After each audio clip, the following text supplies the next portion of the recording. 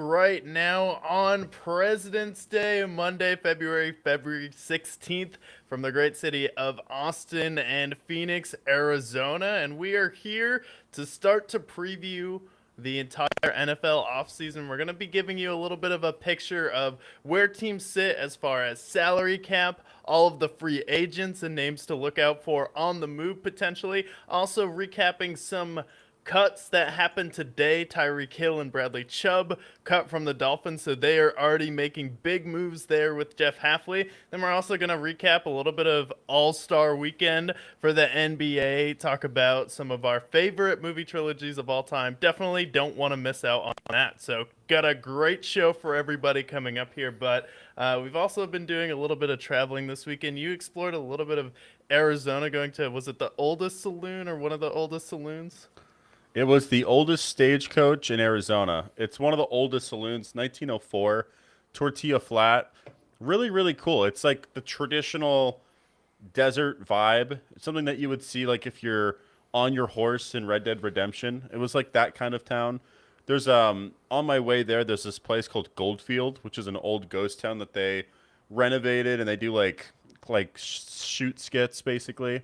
But really cool. The saloon had a really good like beer that I was slamming, and everywhere on the wall it was just covered in dollar bills. And they said that it's $750,000 in ones all across Whoa, the room. So that's really, really crazy. cool. And then like you have Sedona, which is kind of like the prettiest part, maybe the Grand Canyon in Arizona, but here like it's right on the Salt River, so you get like a little bit of the view. You see people on pontoons, and then you look over and you just see all these cactuses climbing up. So, really, really cool part of Arizona. Underrated part. Not a lot of people talk about Tortilla Flat. Is it near Saguaro National Park or? It's near Apache Junction, so it's kind of like if this is Phoenix, and this is like the east side. It's like just a little bit out of the valley. So you start to see like all the palm trees are gone. It's just desert. It's just cactus. And then like just the mountains. It was Superstition Mountains where it was a part of, which is like a haunted mountain basically, but really really cool. I recommend.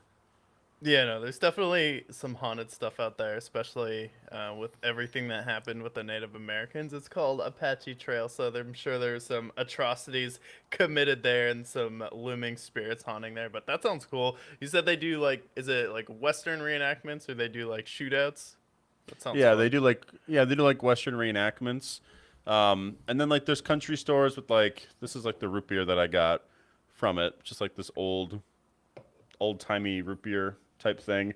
Got my fudge, but what's really cool about it is that it's on the water, and like I feel like you don't see desert and water together very often. So when you do, the views are phenomenal. It was incredible to see. And then, yeah, then the saloon was really good. So I definitely recommend if you are just in the mood to just to kind of explore. Arizona's a state that you could probably just rent a car and see most of it in like a 6 day period.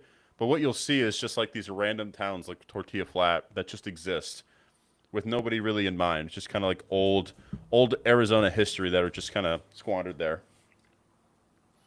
Yeah, I know the drive down from like Lake Powell to Phoenix is definitely really cool because you're coming right down. You're essentially on the side of a cliff coming down. The drive down from Flagstaff is also cool. When we're going to the Grand Canyon, speaking of reenactments, there's an option to take a train to the Grand Canyon from Flagstaff, and then a part of the experience is that you have a train robbery. So you have some like Hmm. cowboy reenactors who pretend to rob the train. If you've ever been to Lincoln, New Hampshire, it's like similar to the Wolf Man, where you just have this guy chasing you with a gun.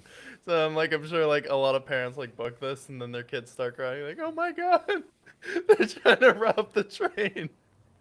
I will say, like, the worst thing about going to these places is just families. Like, I know it's built for Yeah. families, but as like just a normal guy, I was trying to get like because like I imagine back in the day they had like tobacco that they would just sell and like make cigarettes out of. I just wanted like a 5 pack of like old timey classic tobacco cigarettes. I couldn't get any cigarettes at this fucking place. I'm like, this place sucks. And I don't even smoke cigarettes. It wasn't even about like the oh my god, I get to buy a pack of cigarettes. It was like just the fact that this place was built on tobacco and they didn't sell tobacco there. I'm like, what are we doing? What do you mean this is a family-friendly place? I don't need to spark it here, but let me buy some fucking cigarettes. Old-timey classic cigarettes. They wouldn't let me do it, so that place sucks. Yeah, I like the old timey like hand rolled cigarettes where you just like get the tobacco straight out of it, and then you get your own wrap and you can twist it up, Yeah. and that's like the healthiest way to actually consume tobacco, because you don't Yeah, have all I'm the like, extra like carcinogens in it. yeah, and that's exactly what I wanted. I don't like normal cigarettes, unless if it's in like Europe, but I was like, this is so lame. Just let us smoke cigarettes in peace. But Yeah. whatever. Did you watch any of the Olympics at all this weekend? I know Uh, it's like been going on, but I feel like during the day you look at the schedule and it's nothing but curling on, and like all the interesting sports are on at like 2 a.m. like when they're doing like the high jump skiing. yeah, I saw like a little bit of the curling. Curling is actually a sport that we would probably never talk about it on the show, but it is like kind of you're just basically throwing a rock at a disc basically, just on ice, and they're just brushing their way down, slowing it down little by little, putting it in the circle. But curling is kind of fun to watch. Like because there's no sports on, and this was like my first Sunday without sports. It filled the void just a little bit up until when baseball starts in a few weeks. It's also one of those sports. They're like, now Dennis is coming up to shoot the rock. Dennis is a full-time dentist, and part-time he is a curler. So half the people in the Olympics have a full-time job. And it's like it's not usually the case where you're doing the sport full-time. So it's kind of funny just to see a bunch of people who kind of get to go on the vacation of their lives and throw stones and ice in Italy and travel across the world to do that. Like, okay, sounds like a Yeah, vibe. And respect. then they burn through 10,000 condoms in 3 days. Yeah, and that's sick. I had a friend that was on the bobsled. No, the yeah, I think it was the bobsledding team of U.S. So he went to whatever the 2016 Olympics were in Rio. So he went to Rio for that time, or whatever the Winter Olympics were, I guess. He went there. Yeah, Maybe it was Moscow, but I he think it went was for Moscow. Yeah, yeah, he went to Moscow for like whatever. It's like 2 weeks there, so it's pretty cool. it's also crazy though that Jamaica has like a bobsled team. Like, why is Jamaica of all countries in the Winter Olympics? Like, Russia's Yeah. not allowed in the Olympics, but Jamaica's like, oh man, we're running down the bobsled team. Like, bro, Have not you your ever seen sport. Have you ever seen Cool Runnings? No. Cool Runnings is like a '90s movie that talks about how they got their bobsledding like team basically built. It's like a Disney movie, but it's just kind of explains like how they get it, and it's a fun story. I would check it out. It's about Jamaica's bobsled team. Yeah, it's about Jamaica's bobsled and how it like became a thing. So it's kind of fun. I think they've like All right. pretended like they got the gold, but I doubt they did. Yeah, I have to check that out before I hate, I guess, because at the end of the day, you are just jumping on a sled and whoever goes the fastest. So you have to train a little bit, but not too much. You're just kind Yeah, you of just go down a sled. hoping you're the fastest one going down ice, which that's also a crazy sport. And then there's another one where you're cross country skiing and it's like 15,000 kilometers, and then in the middle of it, you stop to shoot, which is fun. You have like a 22 rifle on your back. You're skiing essentially a full marathon, and then you stop one time laying down, and then the second time is standing up, and you have to hit 5 targets. And for each target you miss, they add a minute onto your total time if you miss Oh, one, that's which is ruthless. brutal, Yeah. Imagine just having a bad shot and you're 5 minutes behind because of it. literally. That's tough. That's tough. And you lose by a minute.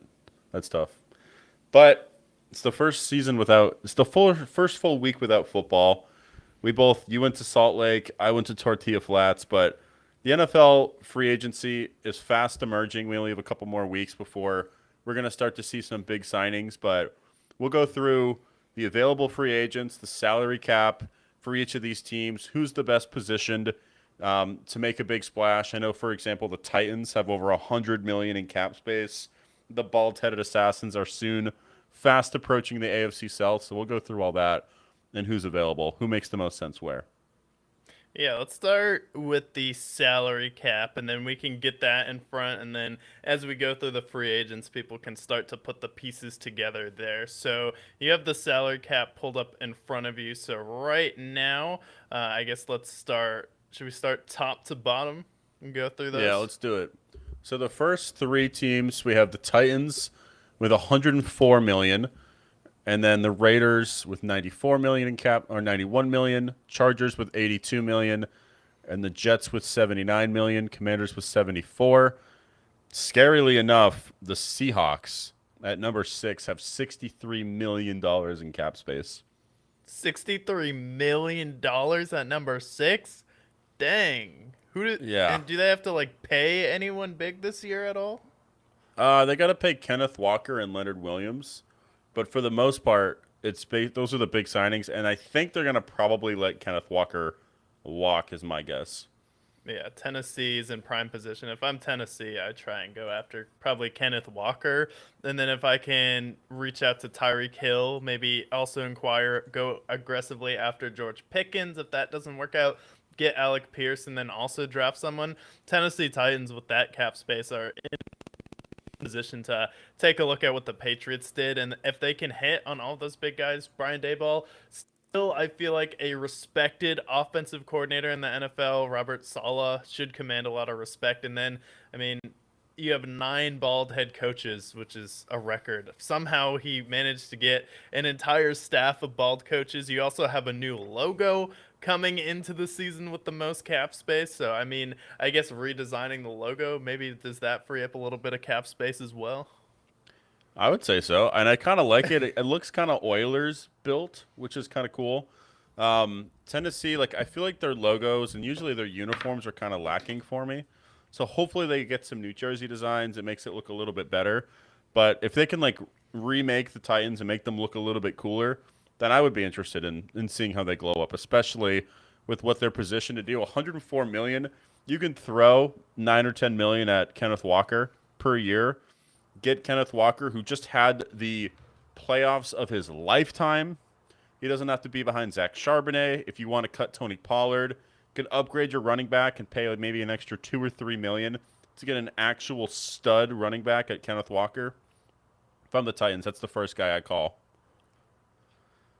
And Yeah, then and the Titans also have a new stadium project, and it's going to be a $2.1 billion enclosed multi-purpose facility scheduled to open in 2027. And then Roger Goodell also floated around the possibility that Nashville is a city that is on his list to host the Super Bowl, and he thinks it's going to be ready. And next year it's going to be in Inglewood, and then it was confirmed it's going to be in Atlanta after that. So by 2030, 2031, we're probably going to see the Super Bowl in Nashville, and I'll probably have enough money to go to that at that point. So that'd be a fun that'd be time. sick. That'd be Broadway so will sick. be bumping.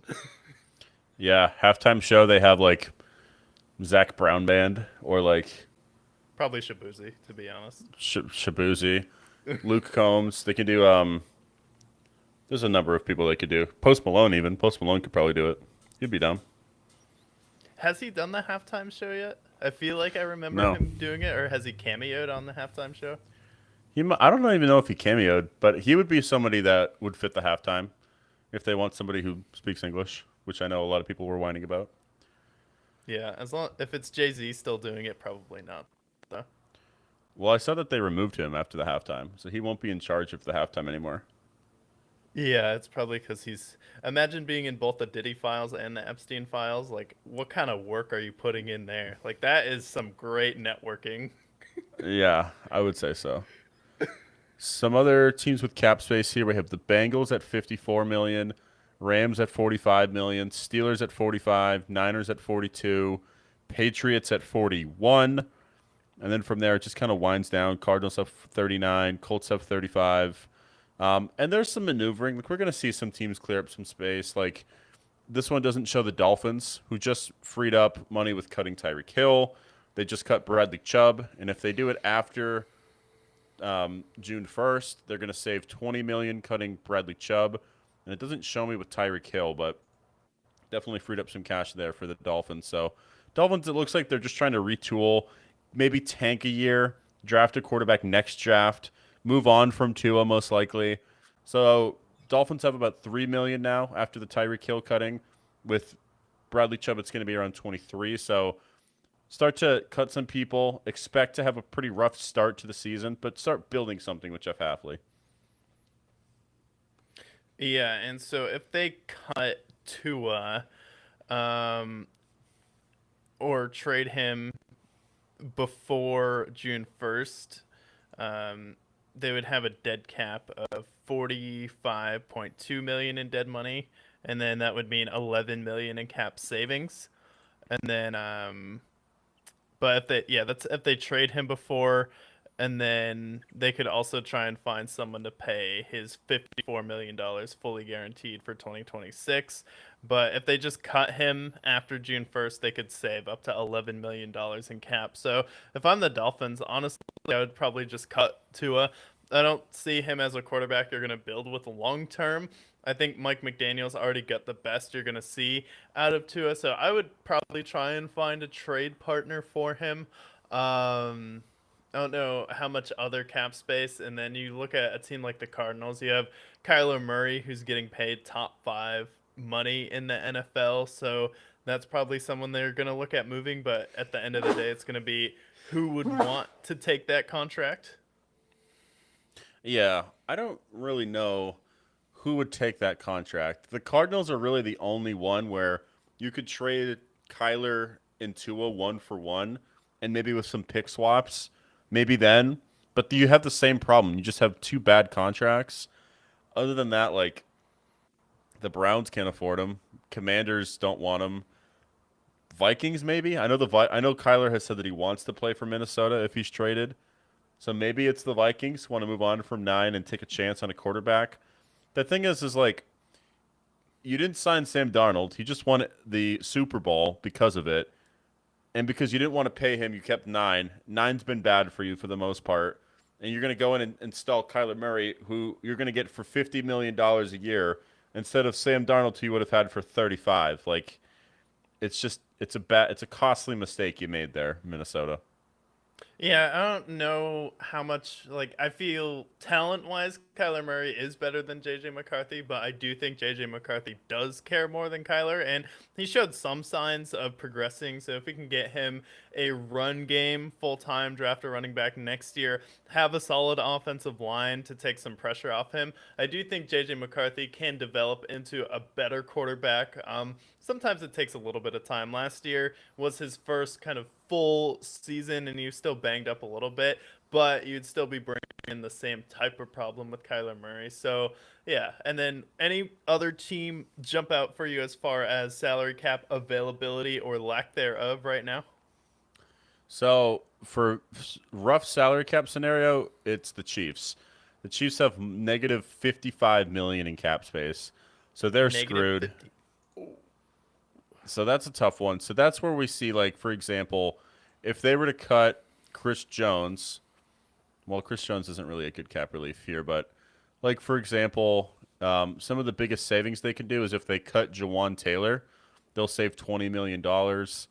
They can cut Jalen Moore and save about 8 million. Um, Mike Diana 9 million. But for the most part, they're going to have to restructure. They're probably going to restructure Mahomes' deal.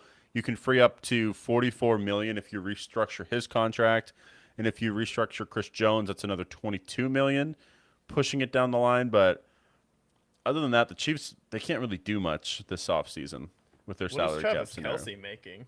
Like, I'm He's a free surprised agent. Travis Kelsey hasn't announced that he's retiring yet, and then he's gonna be like negative in the cap right now. Are we gonna see Travis Kelsey walk away and go to the Rams to try and ring chase at this point? Like, Yeah, I could see that. I know he wants to play with Mahomes full time, but I could see him saying, you know what? At this point, the Chiefs, I don't think they're going to compete anymore. Could do something similar to Rob Gronkowski. And maybe I want to play somewhere warm and in a dome for the last year of my career and try and ring chase with the Rams, have that.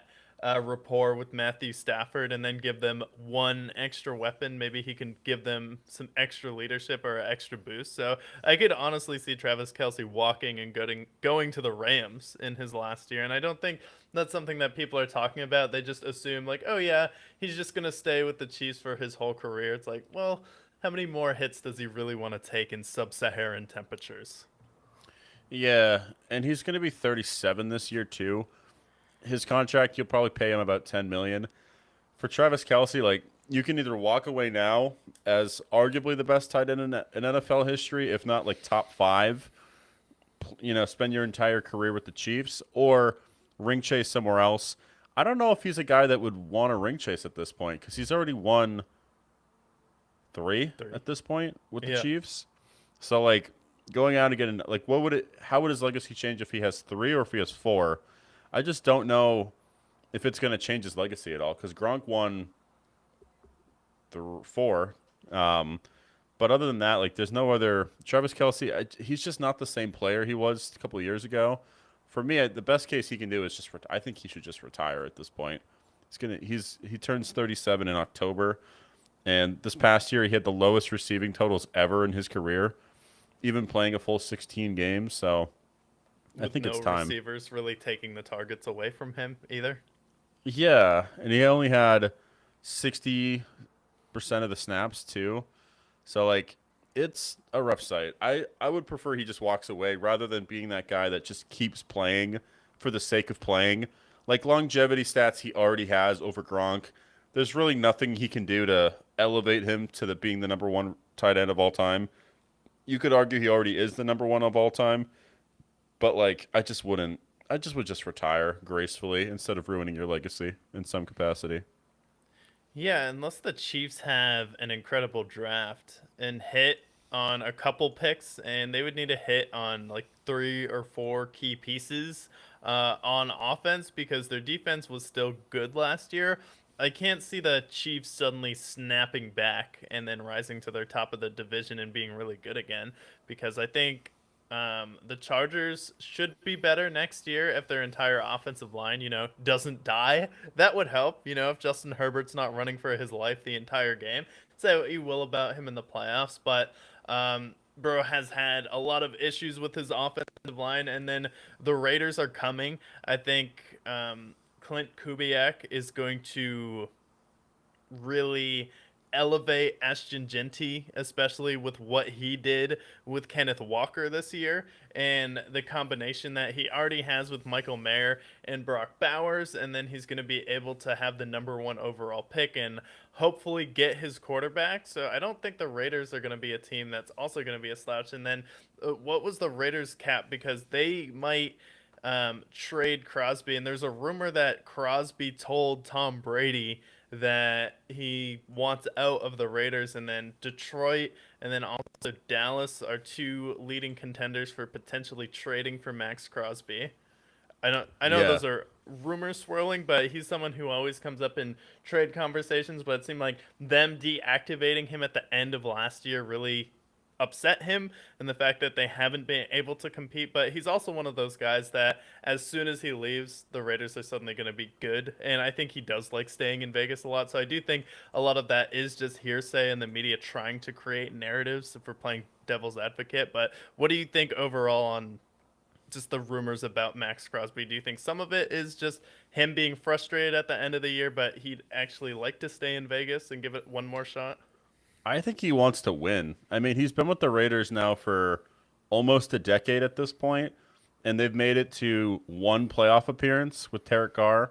So, like, he wants to win. And, like, I don't know if the Lions are negative in cap space, so are the Cowboys.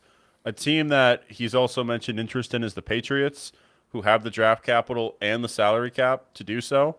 I think Pick up they're him and they're Jeffrey paying around Simmons. like trading like a fourth and Christian Barmore for him. So you still have like a defensive player getting back of lesser capacity, of course. But the Raiders, they have a lot to build, and they can get several picks for Max Crosby. And if they do the trade after June 1st, they'll make 30 million in cap space. So like that alone, I think should be a good reason. And then if you also cut Geno Smith, you'll save money there as well. which is obviously the guy that's going to be out the door after what happened last year. So I think Max Crosby should go, and I would love to see him in Detroit. I'd love to see him in New England. Um, some other teams that might be able to afford him. If the Bengals want to actually build their defense, they could make the trade for him and afford him. I don't know how their draft picks necessarily look, or maybe the Steelers want to build a unstoppable duo with him and T.J. Watt. Those would be some fun destinations, but yet again, like if I'm Max Crosby, I want to go to a team that just made the Super Bowl, maybe didn't have the same enough personnel there. I would go out and maybe make a trade to the Patriots.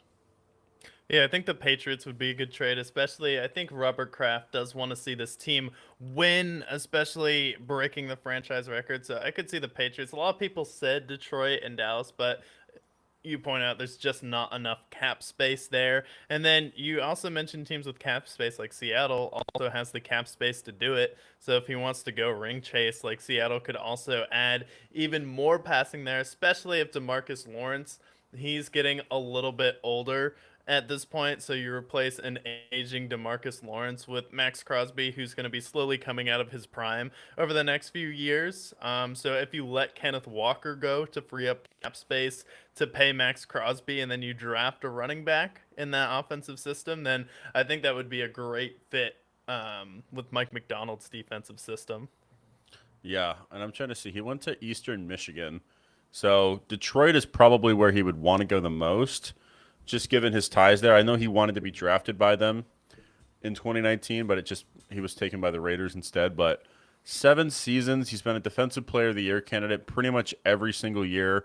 He's a consistent 10 sack plus guy as well. So like just I want to see him not somewhere in an impoverished place like Vegas. I'm sure living in Vegas is great, but at the same time, like, do you want to win or do you want to be like in the nice weather? And for me, like, I think Max Crosby, he wants to win. So Patriots, Seahawks. If the Rams always seem to find a way, so the Rams are in contention there. But like for the most part, like just go somewhere where you can win. And the Rams were this close to beating the Seahawks. What's Atlanta looking like for cap space? Atlanta has about 26 million, and they're going to cut Kirk Cousins most likely.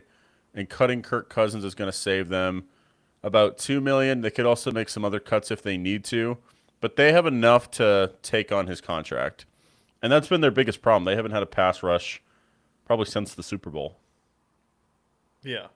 And then if you have, maybe Jim Schwartz wants to make his way over there because he was upset that they passed on him for the Cleveland Browns head coaching job and then hired Todd Monk in there. So I think that would be a really interesting fit. So Atlanta could be interesting. The Patriots, it would just be if he thinks the Patriots can actually contend. But the fact that Seattle does have that much cap space and they might let Kenneth Walker go and probably draft a running back, because when you look at positions that Seattle needs, you pretty much don't have any holes on defense. You're gonna have Amenahu, who's only 21 years old, and he was making big plays in the playoffs, making big plays in the Super Bowl, and then you still have one of the best corner tandems in the league with Rick Woolen and Devon Weatherspoon. Then you have Boye Mafe still. So really, your defensive line kind of aging a little bit is the only thing that you would need to address. So I think with Williams being older, and then DeMarcus Lawrence, he's also an older player. So I think they probably make a trade for the defensive line and draft a running back. Yeah, so they're free agents. They got to see whether they're going to pick up Rashid Shaheed. Which if I'm Rashid Shaheed, I chase the bag personally. You won your Super For Bowl, sure. I would chase the bag. You have Josh Jones, who was good for him. Boye Mafe, he's a big fish. That if he's not going to stay with Seattle, this is where you can go and get Max Crosby. I have a feeling they'll probably re-sign Boye Mafe. And then Kenneth Yeah. Walker, I think, especially because you have Charbonnet, you could probably draft a replacement for him. I think Kenneth Walker is the most likely guy to leave Seattle. And then you have Josh Joby, Kobe Bryant, and then Tariq Woolen is another guy that's available that they have to re-sign. I don't know. I would try to re-sign Woolen and Mafe. I think those are the big pieces on defense. Whereas these Yeah. other guys you could probably replace.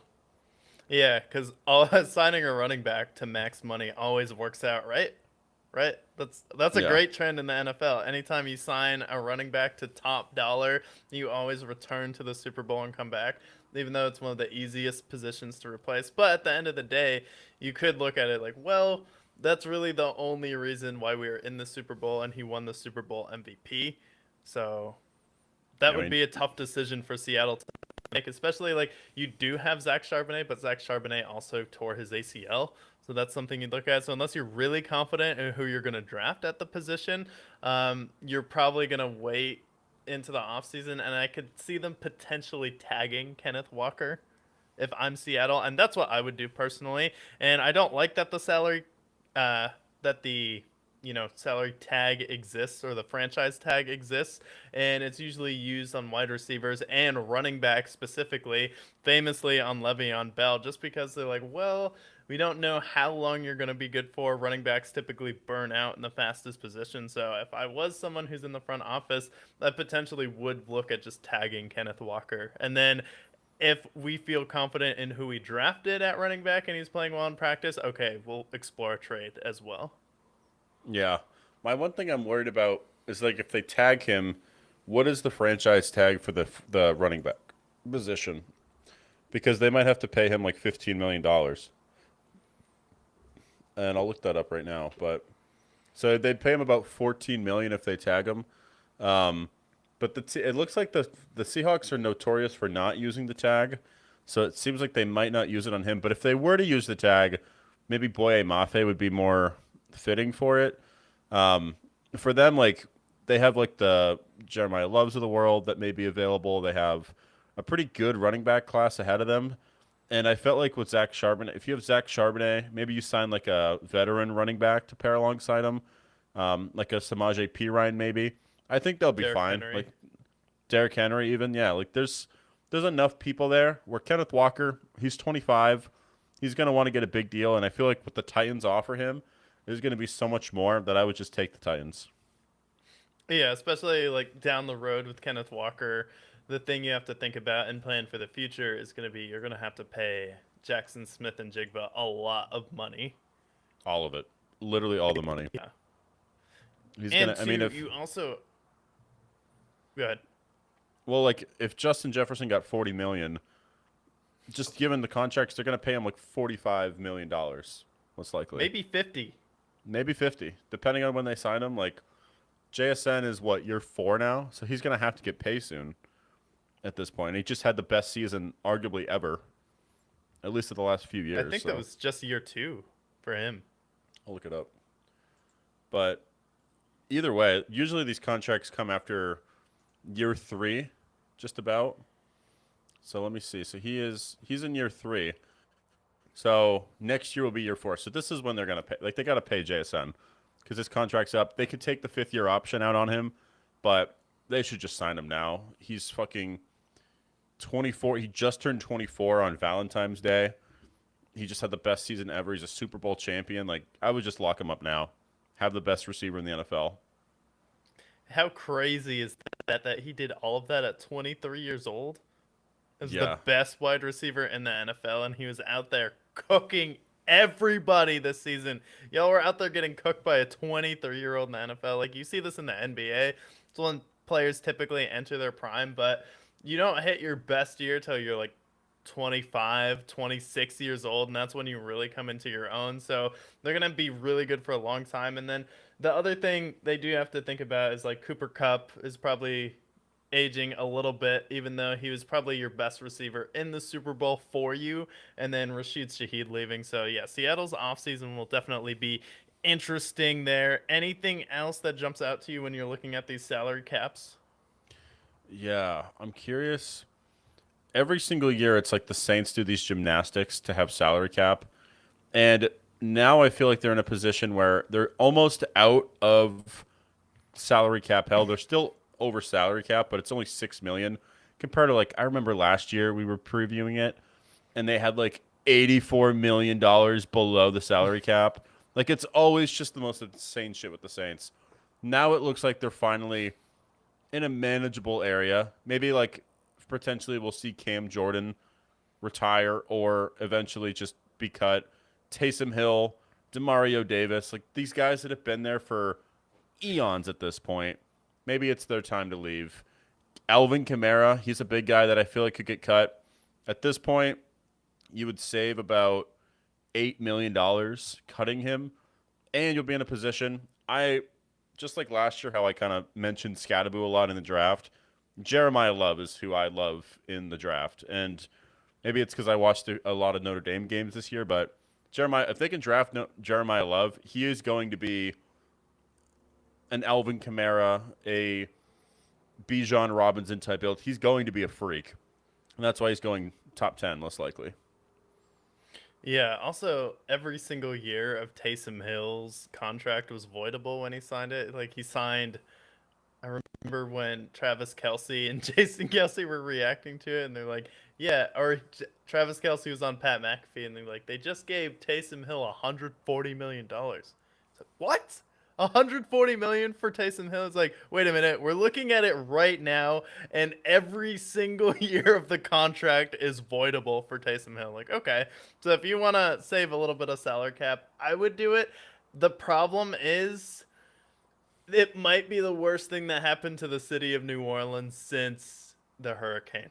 I mean, Taysom Hill has been probably the most consistently great athlete for them since Drew Brees. He's probably the most loved athlete in the city.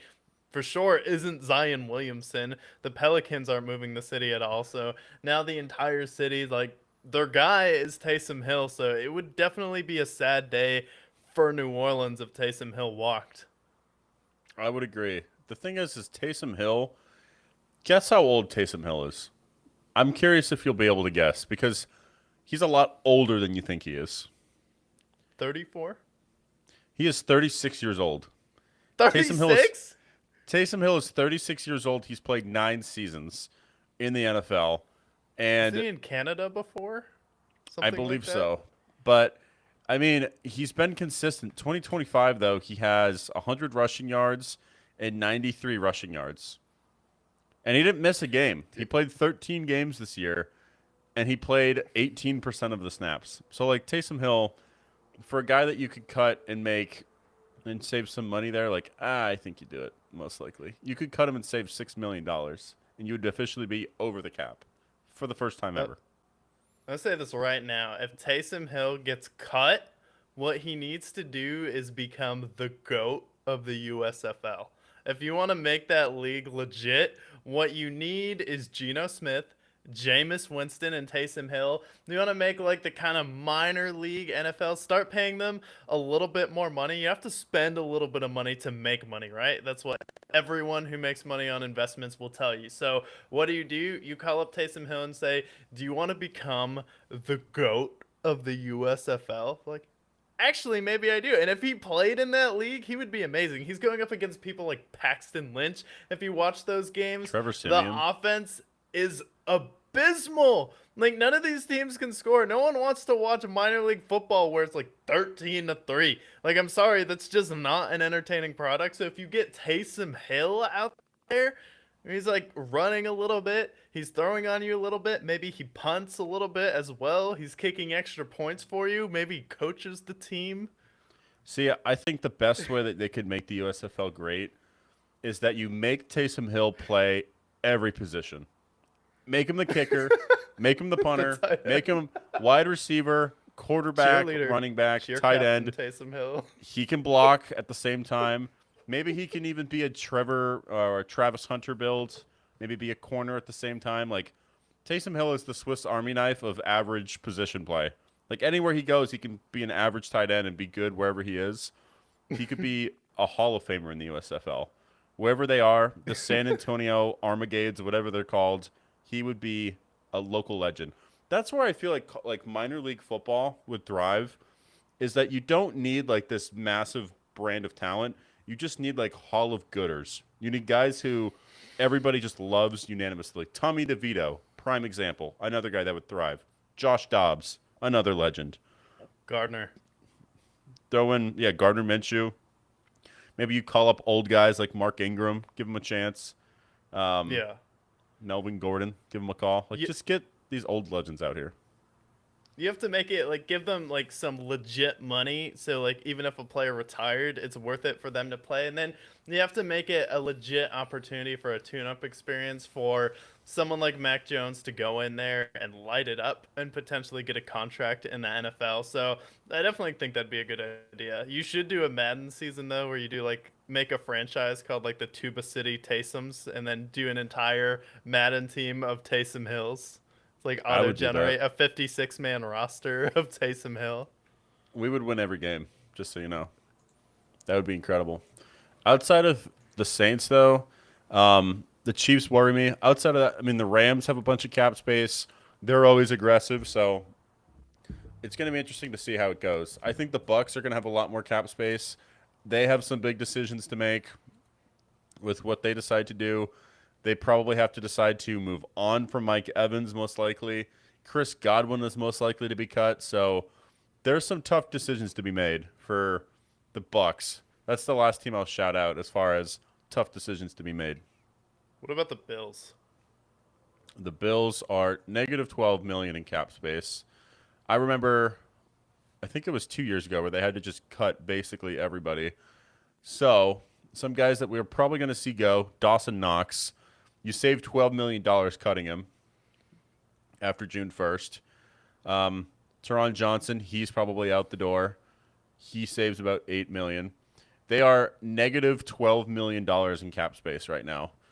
Last thing they can really do Yeah, is like but restructure Josh Allen's deal and save $12 million. But other than that, like you're not going to be able to sign anybody.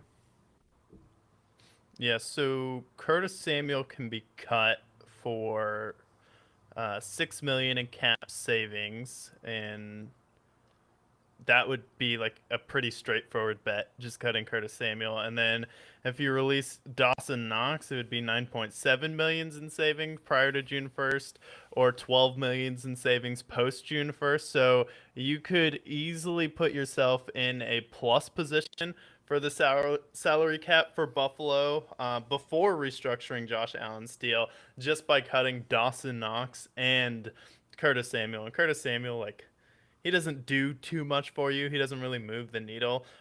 So if I'm Buffalo, that gives me enough money to go out there and potentially go after someone like Tyreek Hill, someone like Alec Pierce, who might be looking for a bag. So it'll definitely be interesting. But Buffalo is actually in a better position than I thought. So you could easily save that just by cutting those two players.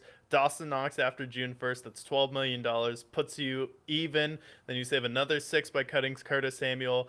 And you could probably restructure Josh Allen's deal if he really wants to compete this year, and then maybe sign some additional talent. Do you want a really good 1-2 punch in the backfield and go out there and get someone like Derrick Henry? Or do you want to aggressively go after someone like Tyreek Hill? Because if you can get Tyreek Hill and Khalil Shakur, and Tyreek Hill still has some of his speed left in the bag, and he's not really going to be looking for as much money since Miami just cut him. I think that would be big. It would just be if he really wants to play with Josh Allen, and I don't really think that him and Tyreek Hill's personalities match that well. But we saw, speaking of teams saving money, we saw Bradley Chubb and Tyreek Hill kind of as the first dominoes to fall in free agency get cut today.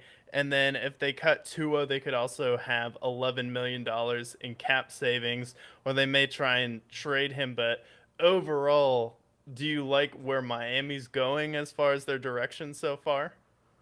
I think they are doing what they need to do, which is cut your losses. These past 4 years have been underwhelming. You get rid of Bradley Chubb, which was a failure of a signing. Tyreek Hill, I wouldn't call that a failure, but it ran its course by the end of it. And then Tua, you surrounded him with talent. It hasn't panned out. You move on from him. Don't try to make it work next year. Just suck. Get a quarterback. See what Quinn Ewers has. Maybe you draft like a veteran, like a Jameis Winston sort, and just expect to be a 4 to 5 win team. But come next year, when it's time to draft a quarterback, now you have cap space. Now you have more flexibility. And that's when you can go out and get your wide receiver. You can go out. You already have Jalen Waddle, who's still there. And maybe you can decide to trade him if you want. But I like the fact that they're stripping down. They're moving on from this old regime. let's just start fresh with new talent and see what Jeff Hafley can do. So far, I like what the Dolphins have done. When you hear Tyreek Hill free agent, what's the first team that comes to your mind? First team that comes to mind for me, even though I don't think it's going to happen because they have no salary cap, but for some reason I see a reunion in Kansas City. I just don't know why. I just have a hunch. He went to Miami. He had his fun, but he just wants to win. So that could be fun. I feel like the Rams are always in the mix. They probably don't need him. Patriots could really use his help. They have no real wide receiver talent, and you could probably get him cheap. He could be interesting. Or he could fulfill his prophecy like every other person who goes to this team. The Tennessee Titans, if they want to collect more aging wide receivers. Oh, God. You had Julio Jones. You had D-Hop. You have Tyler Lockett. You have Randy Moss. Like, there's a list of all-time great wide receivers that end their career in Tennessee. They Pretty have sure the they money. had Andre Johnson, too. They had Andre Johnson. Like, Yeah. the Tennessee Titans is where you go to die as a wide receiver. So might as well fulfill your prophecy. I don't think he's there yet. I think he has at least 2 more years before he goes to the Tennessee Titans, but I do like the fit with Cam Ward if they're really going after wide receivers. But I think for him, there's 3 teams that come to mind. I don't necessarily think he would go to New England, even though Drake May did have statistically the best deep ball in the league this year. So I think New England would be a good fit. But I think for Tyreek Hill, the 3 teams that come to mind would be Houston, number 1, because I think that kind of fits his vibe a little bit more. Houston needs a little bit more speed, and then you're also getting Tank Dell back next year. So if you have Tank Dell, Nico Collins, and Tyreek Hill, that would be a really good combination. You can also free up some cap space by cutting Joe Mixon, especially with some of the success that they had with some of the running backs they drafted this year. I think that would be big for them.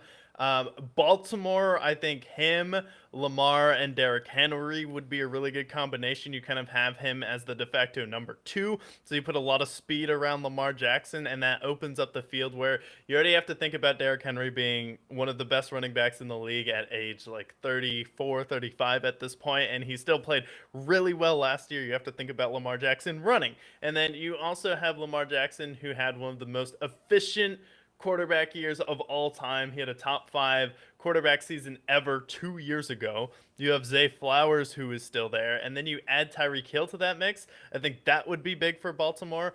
And then I also think the Rams. I mean, come on. You have They're always Matthew there. Stafford, Tyreek Hill, Devontae Adams, and Puka Nacua. I mean, the Rams are always aggressively going to go after talent. So if Tyreek Hill is your 3, you better win a Super Bowl next year. Like, my goodness. That reminds me of like when we had Antonio Brown, Mike Evans, Chris Godwin on the Bucks. But I would say it's better than that because Tyreek Hill, you can say what you want about where he is in his career, but he's like 2 years removed from having one of the best wide receiver seasons of all time. He was still effective for you this year, despite some bad quarterback play. It sucks because like what happens is if you get paired with a bad quarterback, your stats plummet. And that's why we saw like Justin Jefferson had his career low in wide receiving yards because he had just bad quarterback play between Carson Wentz and 9. But like if you compare him with somebody like Matt Stafford, his career is resurrected immediately, even as that number 3. Yeah. I'll watch the Bengals be like, I know we need defense, but Why not 3? Why not 3 wide receivers? We'll win every game, scoring 45 points. But it'll be interesting. The only thing with the Texans is they need to make some maneuvering cap-wise, which they're going to have to do. They have to figure out whether they want to sign C.J. Stroud. But it's not impossible for them. If they want to get him, they could get him. And then when in doubt, the Niners maybe. The one thing is, I know Tyreek Hill also, he chose Miami because of the tax relief. So going to California or New York seems like it's not likely he'll do that just for tax purposes because that's kind of why he picked Miami initially. so Houston would probably be his best option then. Or if he wants to go to Jerry World, that would be Yeah, if Dallas doesn't sign George Pickens, then you just plug in Tyreek Hill. That could be a good combination with him and CeeDee Lamb. I wouldn't mind seeing him on the Texans. I think the Texans are that's the one that makes the most sense for me because they need talent on wide receiver end. Nico Collins is good, but he's never healthy. Tank Dell's coming back from a serious injury, and they need weapons. And CJ Stroud needs all the help he can get. Yeah, if he wants to stay in Florida though, I don't. I just can't see him playing with Trevor Lawrence. He may. He Yeah, seems like someone who hates Trevor Lawrence, like just from a distance. But I mean, if you put him on the Jaguars, that's another piece for Jacksonville. I could honestly see him rocking the Jaguars uniform. So if he's still conscious about taxes, and then also Tennessee doesn't have state income tax either, so the Titans would be another Titans. option. That's what I'm saying. I think he's going to be a Tennessee Titan most likely. Because outside of that, you have like Ohio, you have Pittsburgh. I just don't see it. But yeah, Tennessee. I would say Tennessee and Houston are where Yeah, I would land. but if he stays in Florida, I would say Tampa would be another option too. Yeah, because they might have to move on from Mike Evans and Chris Godwin. So you would Yeah. just have Mbuka and Tyreek Hill. That's a. I think that's a playoff team right there, with those two guys. Yeah, that's definitely a lot of interesting things as far as the salary cap. The Bills have a chance to recap. Seattle has a lot more cap space than you would think for a Super Bowl contender. However, keep in mind they have to re-sign Boye Mafe, Kenneth Walker, and then Jackson Smith and Jigva's contract is coming up here. New England Patriots still have about $100 million in cap space.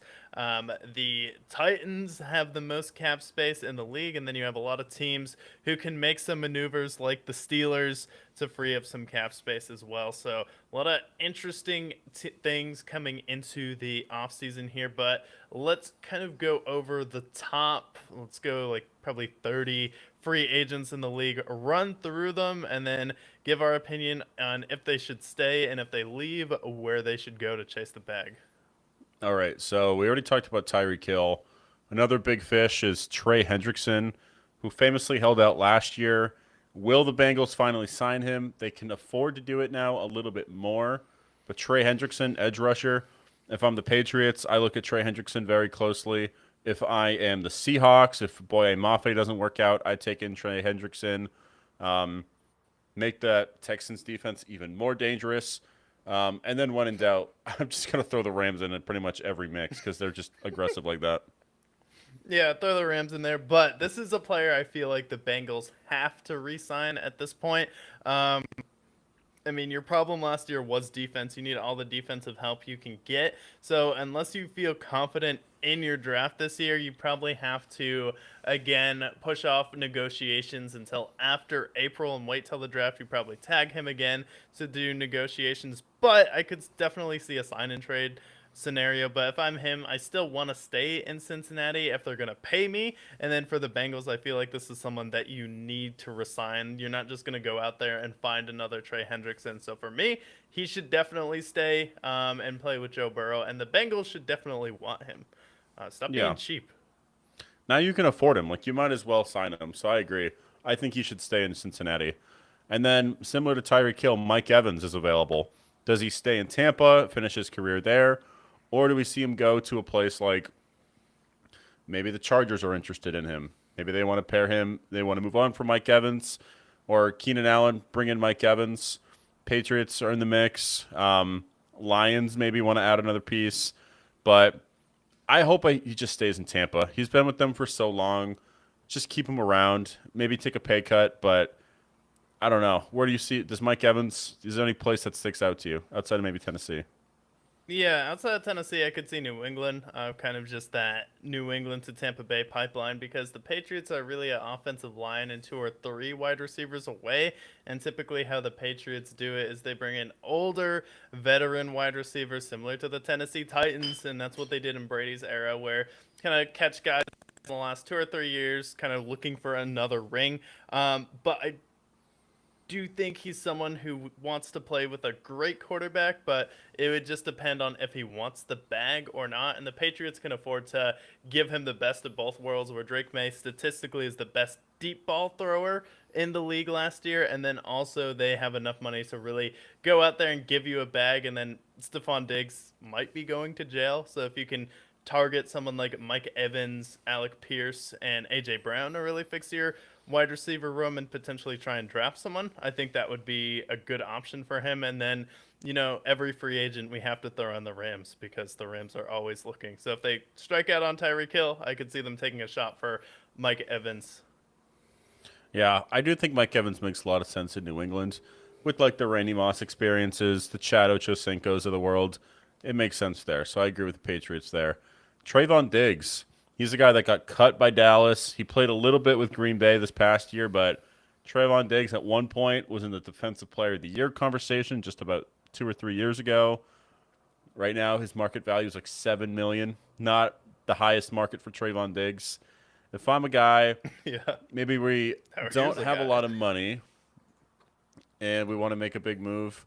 The 49ers, maybe. They had a lot of defensive injuries. Maybe they make a mix. Cardinals want to build up their defense. Maybe they sign some players. Living in Arizona wouldn't be too bad for Trayvon Diggs. He's cheap. I can see someone like the Cardinals going after Trayvon Diggs. Yeah, no. Definitely not the 49ers. If I'm the 49ers and I hear Trayvon Diggs is interested in signing, like, I just had my entire defense get injured last year, and you want me to go out there and sign someone with injury issues? Definitely not Trayvon Diggs. But the Cardinals, that prediction speaks to me. I can definitely see him in a Cardinals uniform. So I definitely think that would be a really good fit for him. Maybe Miami if you're looking for a cheaper option. And then the Broncos are a team I feel like would throw out there if they're just looking for a little bit more depth at the corner position. Maybe Buffalo if they want to cut one of their more expensive corners and then get someone a little bit cheaper. I could see Buffalo in the mix there. Yeah, I also feel like the Ravens have been acquiring old defensive talent of late. They had the Jair Alexander experience as well, so maybe they pick up Trayvon Diggs, get another aging corner. That seems to be what they've done of late, so not impossible there. Deron We Bland also putting have corners out of a job. we got Bradley Chubb, which we talked about a little bit, and then some other guys to shout out. Christian Kirk and Debo Samuel are also free agents. Yeah, I think Christian Kirk's going to make a lot of money, especially what he did in that game versus Pittsburgh. I think that was sensational. He had 8 catches for 141 yards, famously nicknamed Charlie Kirk, by Stephen A. Smith on ESPN. So I do think Christian Kirk is going to be someone that a team will go out there and pay a bag. So if Tennessee isn't getting a ton of luck, I could definitely see him becoming a Titan where he's probably a number two. He's also someone that could probably end up in New England as well, though, where they just need wide receivers. They signed Mac Hollins last year, so I definitely think he'd be an upgrade. Like Mac Hollins was the fourth, fifth option on Buffalo, where New England and Pittsburgh both saw what Christian Kirk could do in the playoffs. Christian Kirk got the touchdown, I believe, against them in the playoff game, if I'm not mistaken. So I think he Yeah. would be a great fit on New England. Yeah, another team I think could be a good fit. They have good tight ends, but they don't really have good receivers, and they're about to draft a rookie quarterback. The Raiders could come knocking for Christian Yeah, Kirk. that's a good option. Yeah, I like that a lot. They have Trey Tucker there, who's like a solid receiver. Christian Kirk, he's one of those guys that just makes your receiver core better. He's not going to be your one. He might not even be your two, but he's going to make your receiver core consistent. He's kind of like what Jacoby Myers was for them. Same type of build, I feel like. So if you can get Christian Kirk with the Raiders, pair him with a rookie quarterback, I feel like that would be a successful fit for both of them. And that's a great option, especially because you're looking at Brock Bowers and Michael Mayer being your explosive duo, unlocking Ashton Genty, because he's someone I feel like you can definitely use as a receiver out of the backfield. So you For sure. don't necessarily need to go out there and pay top dollar. So I like the Christian Kirk fit a lot just because of that, where you just I need a agree. couple solid guys. Yeah. And then we have like aging stars like Khalil Mack. We got Debo Samuel, Travis Kelsey, um, and then some offensive line talent, Hassan Riddick. These are just a couple of guys to name. Joey Bosa is available. Just a couple of aging stars available for the world to claim. Yeah, Joey Bosa did well for Buffalo. So if I'm Buffalo and it's still a team friendly deal, I would bring back Joey Bosa. For me, Travis Kelsey should retire. Khalil Mack should stay with the Chargers. And then what was the other one? Debo Samuel. I could see, I mean, Debo Samuel, him, Tyreek Hill, Mike Evans on the Titans. They're collecting the Infinity Stones for receivers about to retire. The Titans are the franchise that collects aging receivers. So what if we see a trio of Debo Samuel, Mike Evans, and Tyreek Hill, and then you get AJ Brown to come back, and then all of them retire the next year? See, Debo, like we talked about Tyreek, maybe he's not ready for Tennessee. Debo Samuel is ready for, he's ready to go to Tennessee. And he's from Yeah. South Carolina, so he's not that far from Tennessee with where he is. That makes perfect sense there. I definitely see him in Tennessee.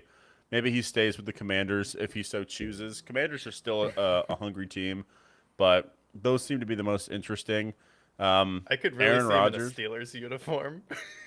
Oh, God.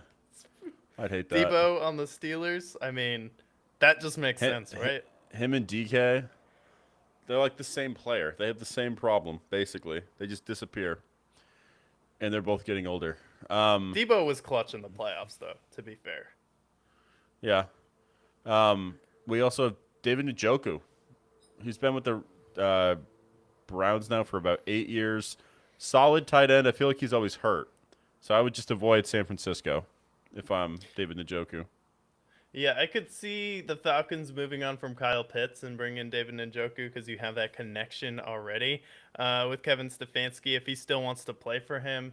The Falcons are rumored to potentially be moving on from Kyle Pitts. He's someone who's also on the Patriots radar, so I could definitely see David Njoku going to Atlanta, getting out of Cleveland for sure, though. We got some great tight ends. We have Travis Kelsey, David Njoku, Dallas Goddard, and Taysom Hill all available this offseason. And Tyler Higbee. And Kyle Pitts. Some guy is going to be very happy to have Kyle Pitts. But Yeah, it won't be me. Yeah, Pro Football Focus had Kyle Pitts going to New England. Do you see that as a fit, or do you think New England's smarter than that? The Patriots don't want Kyle Pitts. Kyle Pitts has been a bust. He doesn't make sense. He doesn't fit the culture at all. David Njoku makes a lot of sense for the Patriots. Like, I can see that 100%. Dallas Goddard, he is born to be a Patriot. He makes perfect sense there. He already was in Philly. You're basically already in New England. But Kyle Pitts, he's too small for the tight end position there.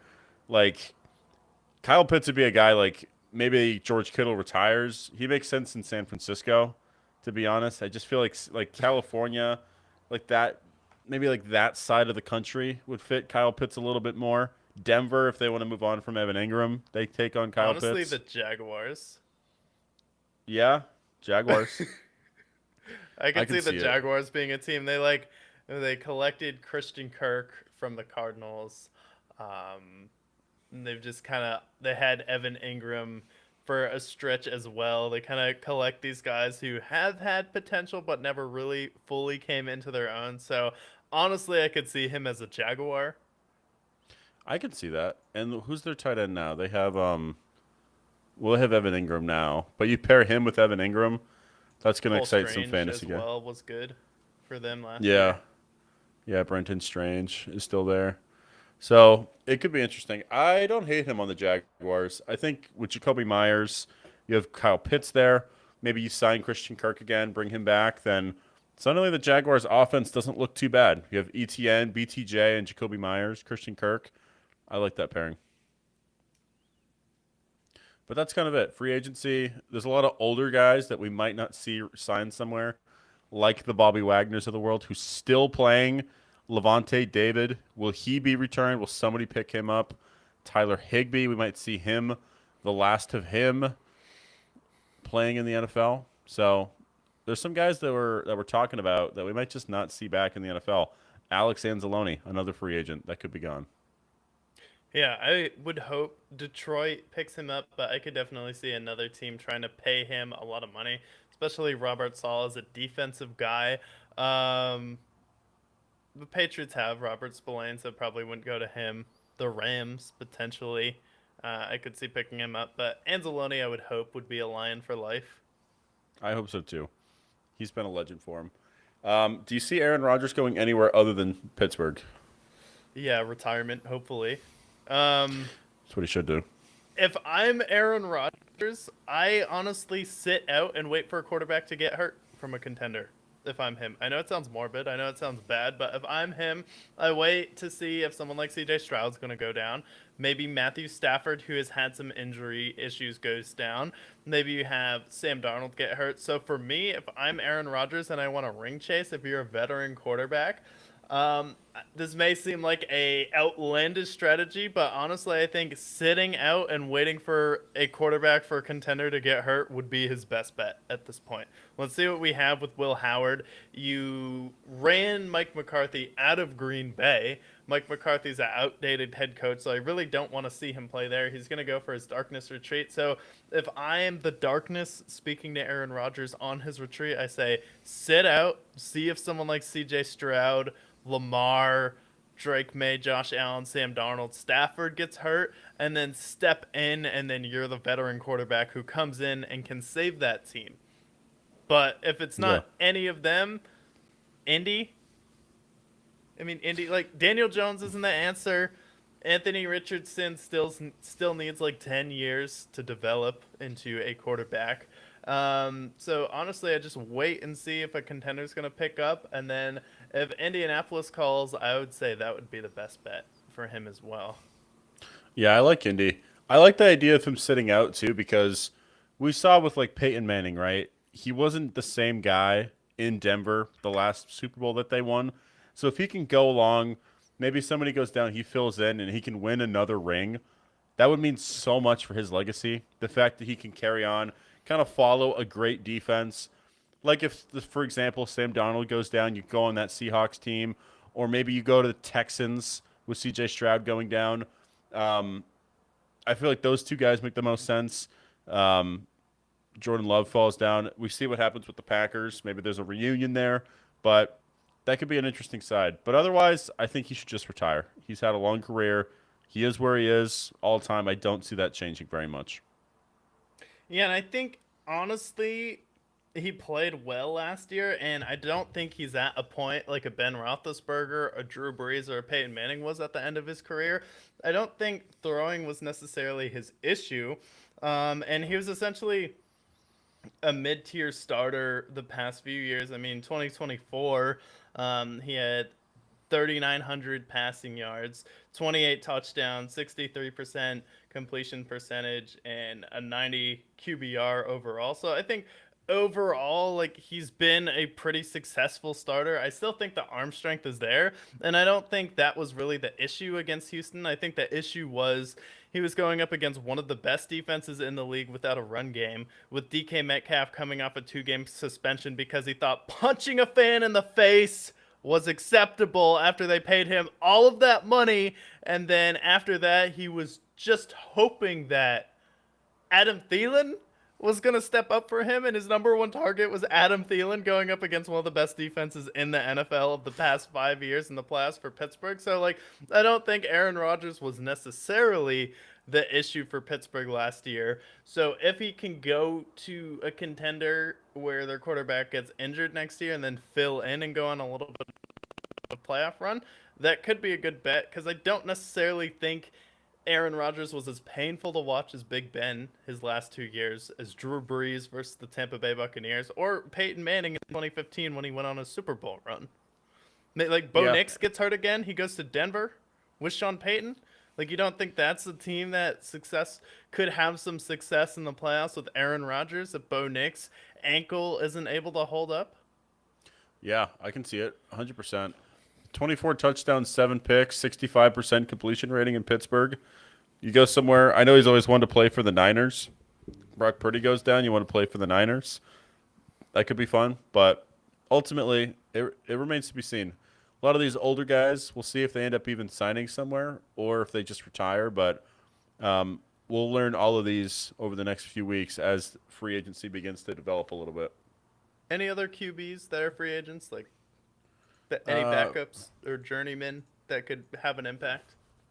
So we have Russell Wilson, Aaron Rodgers, Daniel Jones, Marcus Mariota, Joe Flacco is available as well. He'll be the guy that sits out 100%, fills in when he needs to. Kenny Pickett, Jimmy Garoppolo, Mitch Trubisky, who I don't think anybody should sign. Then we have Gardner Minshew of the world, Tommy DeVito, So there's enough people there that proven that they can step in. Josh Johnson, who's played for the most teams in NFL history, who does he need to play for? Joe Flacco did say he would be open to playing with Pittsburgh to be the first person to play for all four AFC North teams. I wouldn't So, hate I that. mean, Joe Flacco is someone who is open to the idea of playing for all four of those teams. That could be fun.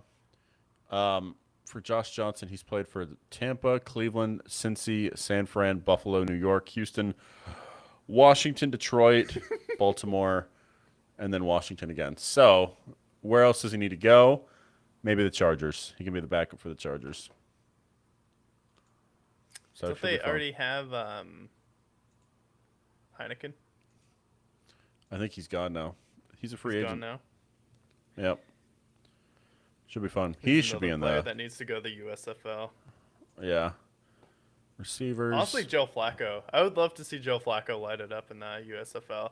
If they make it like similar vibes to the Big Three, like with Ice Cube's Yeah. league. Yeah. I think that could be fun. But that is our breakdown of the salary cap and free agency. Shifting gears here, we did have the NBA All-Star game. Did you happen to catch any of the All-Star game? I did not. It looked pretty entertaining though. I saw USA one. Were they doing like the tournaments where they did like a couple different games again? It looked more competitive than it had been in the past. Yeah, so they had like Team USA versus like Team World. So like you had the Wembys, the Jokic, Shea, all these other guys pairing up against Team USA, and it kind of came down to the wire. I didn't watch too much of it, but it was a pretty fun game all around. But USA did prevail, but it was the first All-Star game in about probably a decade that was actually competitive. You could tell that they actually kind of cared, and I feel Mhm. like building it with Team World versus Team USA builds like the patriotism of each team, each side, gives it a little bit more flair. So honestly, I think this is a huge win for the NFL and the NBA. I mean, so I liked what I saw here. Yeah, I think that's a good strategy for the NBA because you are definitely getting a lot more global, especially arguably the top three players in the league going forward are international with SGA, Jokic, and Wemby. Jokic and Wemby are definitely my top two players in the NBA at this point, and then SGA depends on how many free throws he gets, but you can interchange him with someone like Jason Tatum or Giannis at this point in the top five there. But I do think it's a good strategy because you actually build some competitive nature, and then you can actually see if Team USA or Team World is better. I think Team USA will just have more depth for the most part, but Team World, like, they put up a good fight. So I like that there was actually some competitive spirit. It looked like there were some good plays. Jalen Brown had a good showing, had some good passes to Kevin Durant. But yeah, looked fun Yeah, overall. I saw Damian Lillard too.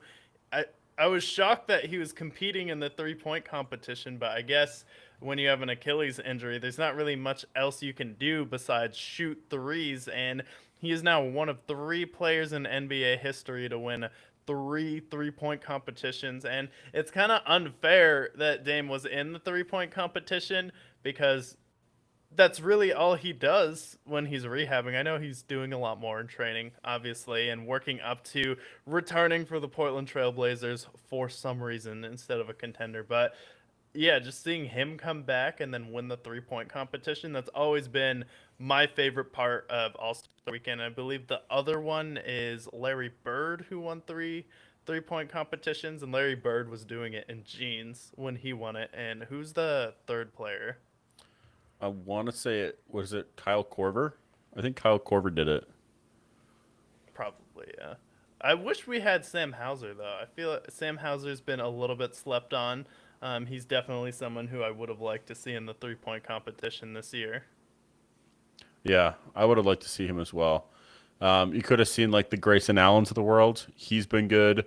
Um, oh, the other one was Craig Hodges, who I would have never guessed was the three Who? point con.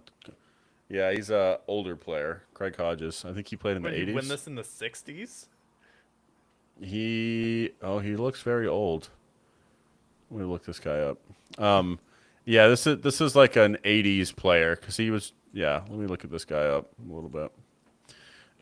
He played back in the '80s. Yeah, he played for the San Diego Clippers, the Bulls, the Suns, and he's a three-time point. He won 3 straight three-point competitions actually back in the early '90s. Why are we doing this? Why is all of San Diego's team moving to LA? LA does not need two teams. I guess it's a big city, but I mean, you don't see Dallas stealing San Antonio's teams.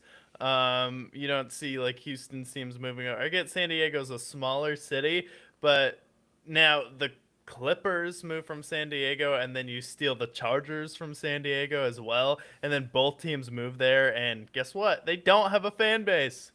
Like Clippers fans like casually watch them. It's like if you move to LA and you don't like the Lakers, you didn't grow up a Lakers fan, you don't really know who else to root for. I guess we're gonna be Clippers fans, but if your parents raise you in LA and you grew up there and you're a Clippers fan, I mean, you have some bad parents. Am I right? So the thing is like if you're in LA and you're not a Lakers fan, you don't watch basketball.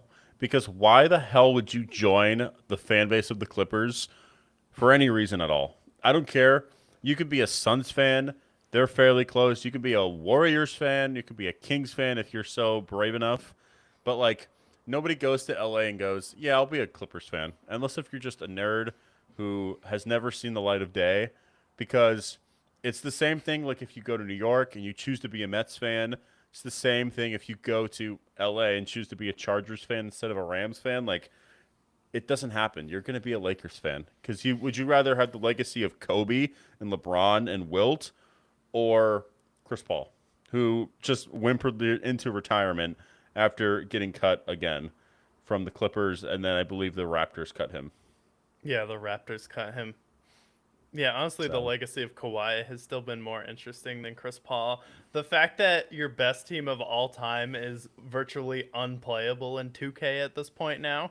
Like, you go back and you play as the 2014 Clippers, you're like, holy, this team was bad. I get we didn't shoot threes as much until 2016 when Steph really opened up the league, but how was he doing it with Blake Griffin and DeAndre Jordan? Like, what was Blake Griffin really doing at this point? Like, he he was was a good dunking. defensive player and a dunker, but you had two guys who only dunked. Like, imagine rolling out this team in 2025 versus like the 2024 Boston Celtics or the Denver Nuggets or the Oklahoma City Thunder. Like, this team probably wouldn't even make the playoffs at this point. Like, No. Matt Barnes, JJ Redick. You'd have like the Wesley Johnsons would play there. You'd rotate like PJ Tucker. You had Jamal Crawford, but like you play 2K and you have two guys who can't shoot. It's like virtually impossible to get to the rim. Yeah, those Clippers teams are the worst to play for. They were like fun. They're kind of like what the Supersonics were in the '90s. Like they're just fun to play for, but I mean, they never made it past the second round. So they were just fun, like highlight team, but they could never. They're just not a fun team to play around. Nowadays, they wouldn't even win 50. They wouldn't even win. They wouldn't even be 500 at this point.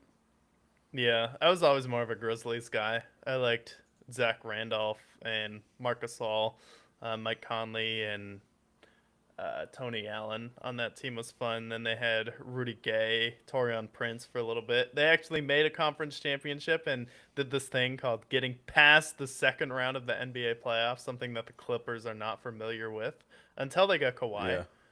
But then they Yeah. got, yeah, because they got there with Paul George against the Denver Nuggets, and that was the year the Nuggets made the finals. So they actually did get there after Chris Paul. So the legacy of the Clippers, when you think about it, is really Paul George.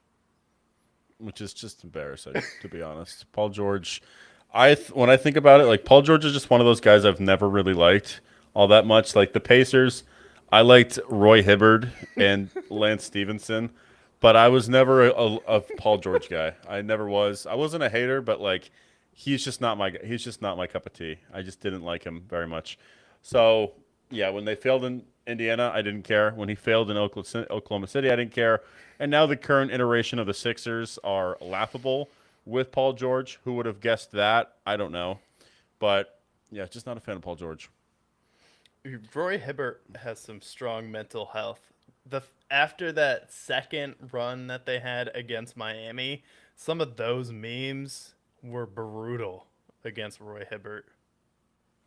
I still believe that there's a Roy Hibbert out there with a smile. The funny part is he just kind of fizzled out after that because he had that big run, and then 2 years later he's out of the league. He's playing for the Lakers on that really bad Lakers team, and then he bounces around, and then we just don't see Roy Hibbert after basically after KD joins the Warriors. It's just he's out of the league. Yeah. With this 3 point competition too, Dame is now one of three guys, and then so you have him and Larry Bird, and then a player from the '80s. But when people think about the best 3 point shooters of all time, typically you think of Ray Allen. Steph Curry is the de facto number one. So he literally revolutionized the game for better or for worse. But everyone since 2016 has wanted to be like Steph. You made it possible essentially for players who are under 6'6", 6'7" to go out there and dominate the league. But I feel like Dame has kind of been Steph Curry light. Never really got to the finals. He's someone who always put loyalty over winning. He had the whole Milwaukee Bucks experience, and then him and Giannis were never healthy enough to move on in the playoffs and get it done. But I feel like Dame has always been the conversation and kind of put as the de facto number two has been him, Klay Thompson, and Ray Allen. But there's one player that has a pretty wide margin in the second overall for 3 point shots made of all time, and that's one James Harden. Not a lot of people realize that James Harden is the number two 3 point shooter of all time, and it's not really close between him and Ray Allen. He has 3,318 threes. And Ray Allen has 2,973. So he has almost 400 threes more than Ray Allen, which is essentially a season and a half, 2 seasons more, and then he's going to have another couple seasons. And then below Ray Allen is Klay Thompson. And then Damian Lillard is actually still below Klay Thompson, even though I feel like he had more years as a number one option than Klay Thompson.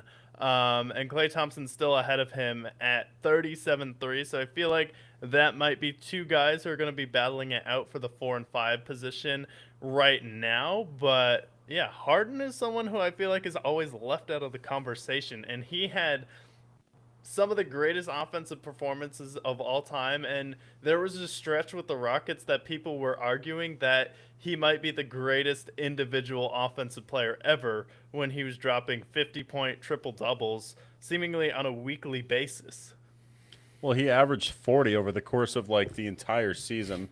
He's going to go down as one of the only 10 players in NBA history to have 30,000 points. He's got the second most threes all time. He's going to break the free throw record, most likely, have the most free throws ever made. The problem with James Harden that everyone is going to think about is the fact that he's bounced around teams and he hasn't won a ring yet. That being said, though, the Houston teams, that James Harden is one of the greatest individual players in NBA history by far. He won one MVP from there, but he was second in MVP 3 times. He was third in MVP 1 time as well. Just a perennial, basically running into the Russell Westbrook seasons, running into Steph seasons, like just having these iconic seasons that are overshadowed by other players. At the peak of his powers, he was the second best guard in the league by far, and he was a scoring monster. It's a shame that they never won, but the Rockets teams that he had were incredible. And then even in Brooklyn and Philadelphia, he was successful for them there too.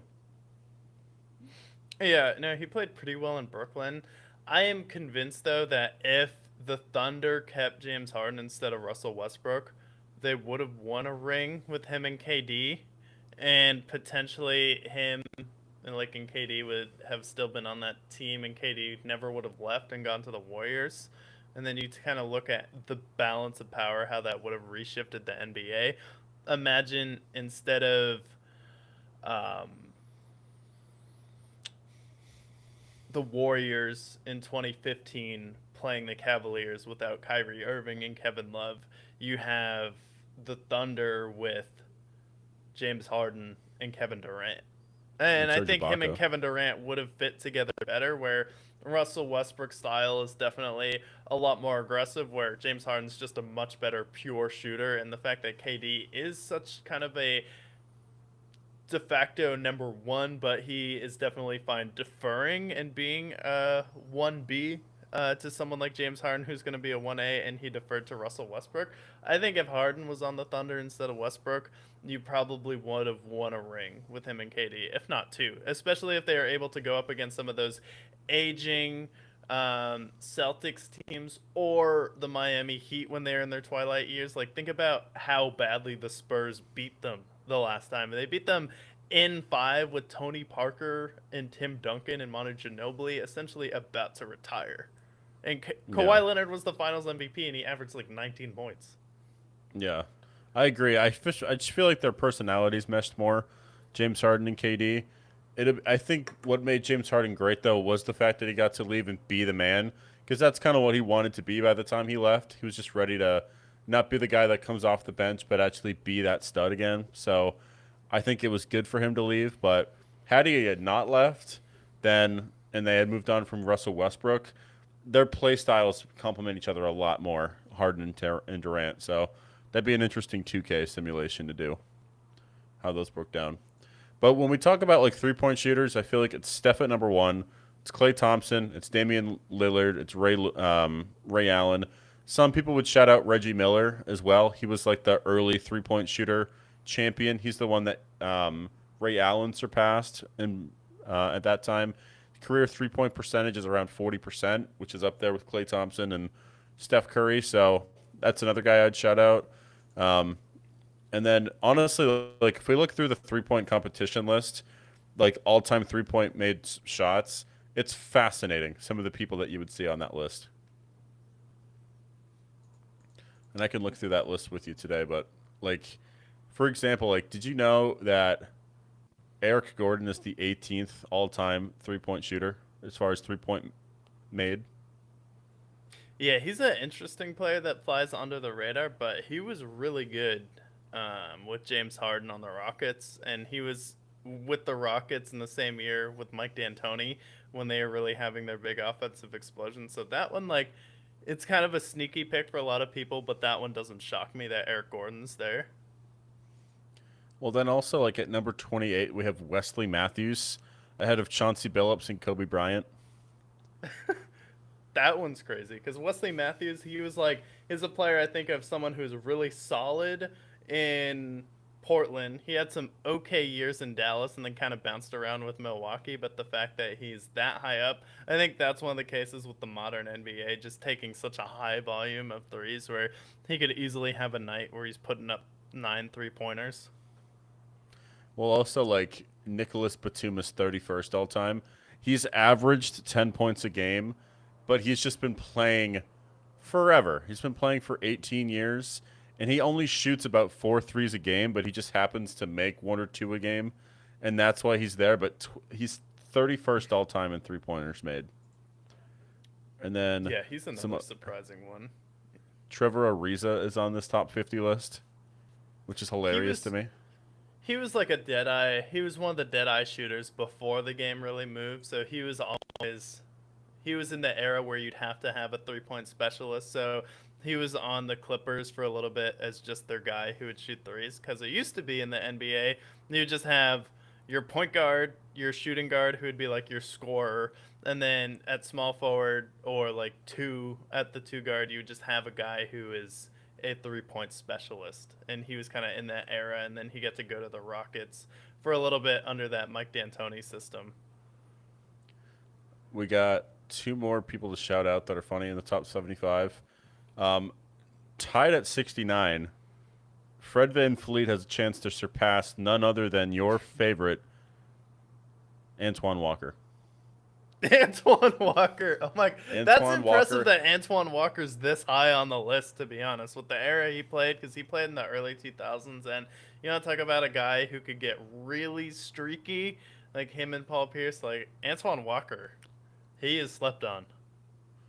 Yeah, and then the last He's like the one, Cole Kmet of that era. and then the last one I'll put is he's at the 75 position. None other than Evan Fournier to round out the 75. You have him, Terry Rozier, and Duncan Robinson. Terry Rozier is up there. He's top 75 all time. All right. Well, we need to get him out of there. Suspend him a few more years. But Duncan Robinson's impressive because he was benched for a little bit. I feel like he hasn't got too much playing time the past few years. He's having a pretty good season in Detroit, though, on the number one seeded Detroit Pistons overall this year. So, yeah, that's definitely interesting. And then for me, a couple players that jump out to me is Paul Pierce at number 16. A lot of people think of Paul Pierce as just a good overall score, but the fact that he was someone who played and retired before the three-point shot really took off, like, it's pretty impressive for me that Paul Pierce is on this list above someone like Kobe Bryant. He's someone who's only 100, about 143s away from Reggie Miller, 135 threes away from Reggie Miller. He's right up there with someone like Kevin Durant as well. Buddy Hield is someone who just passed him. So Paul Pierce on this list at number 16, I think, is pretty impressive. Also, Joe Johnson at number 22. Shout out to him because he's Shout out also Joe someone Johnson. who was also like similar to Paul Pierce, more about ISO score, but hit a lot of threes before it was really that era. So the fact that they're in the top 20, and then Dirk Nowitzki at number 21. He's Yeah. really the only big man in the top 25 I see on this list. Because you look at, we have Reggie Miller, Kevin Durant, who's a 3. He's not really a 4. But yeah, in the top 25, Dirk Nowitzki's the only power forward / center you can point to on this list. Yeah, so that's impressive to see him there. Joe Johnson, another shout out you mentioned. I like seeing J.R. Smith there. He was elite for them. J.J. Redick, another great shooter. Role player Mike Conley shooters. Jr. at number Yeah, 23. that's a longevity stat. Like I love Mike Conley, but that he's played in the NBA for so long. He was drafted in the same draft as Kevin Durant.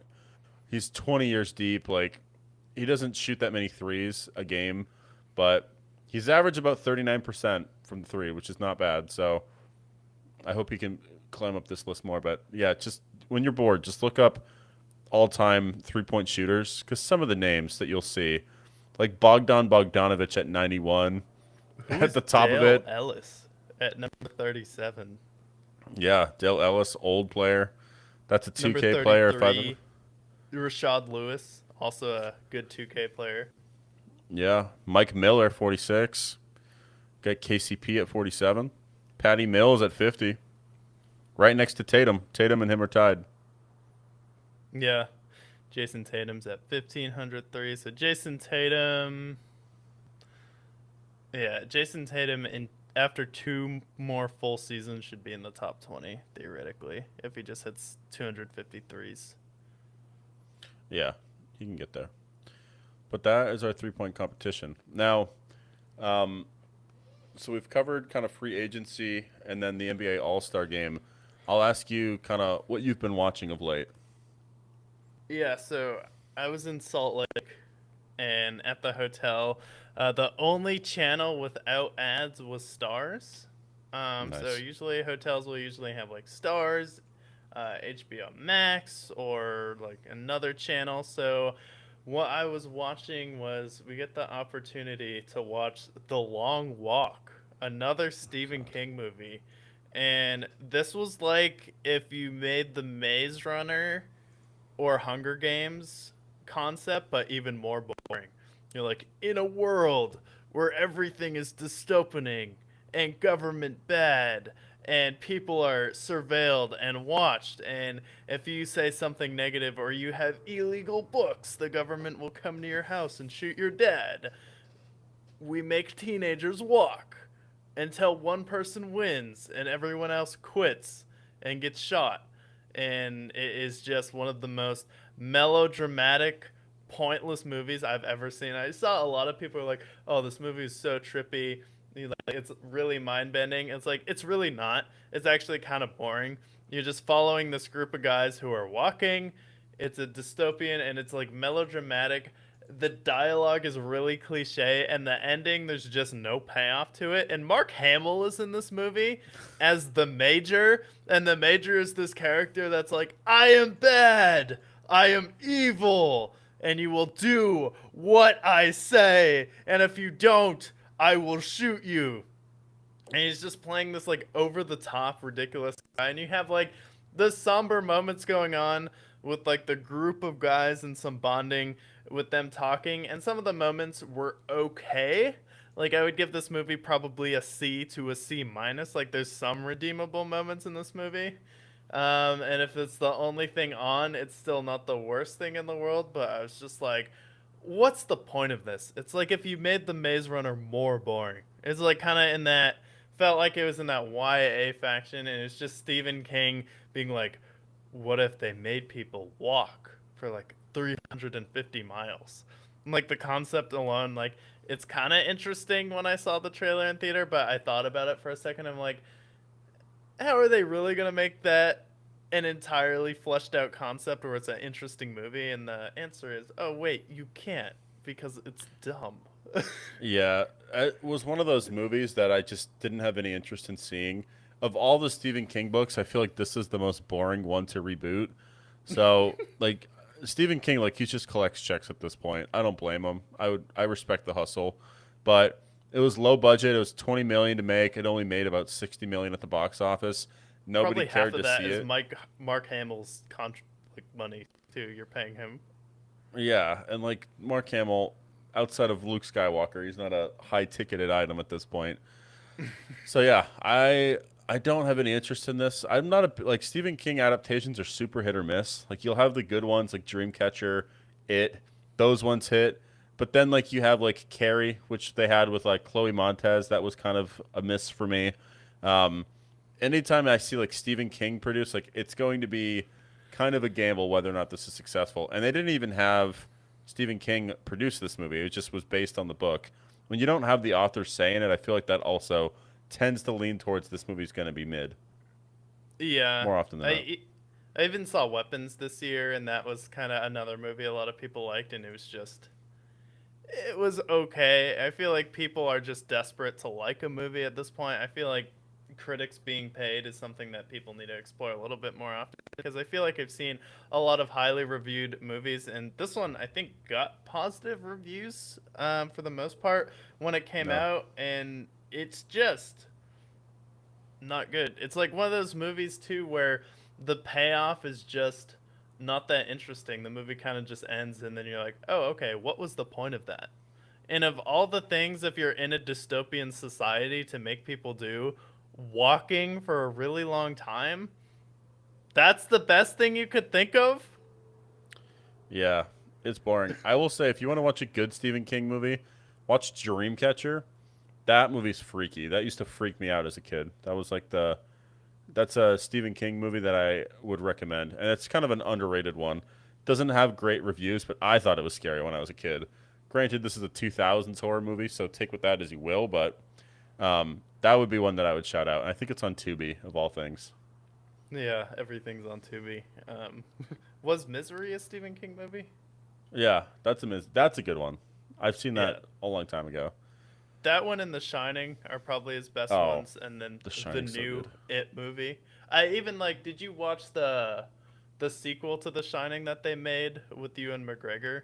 No, but Uh, it's on my list. It's on, I think, Max. I gotta watch yeah, that. that one's actually pretty good. I like Rebecca Ferguson in that movie a lot. But as far as like horror sequels, like that, and then I honestly like It 2 better than It 1, just because of Bill Hader, and James McAvoy. I think are really good like casting choices for like the older kids. One thing I'll say, I liked that. I liked the second one too. It's good, but I think it's so funny that the way that they kill it is just bullying him. and they're just Yeah. calling him names, and that's how he shrinks. Like, it's funny. It's just a funny way to kill this like massively evil horror character. It's just bullying him to death. Imagine if he had a fucking Twitter page, how bad it would be for poor Mr. Pennywise. Yeah, I honestly,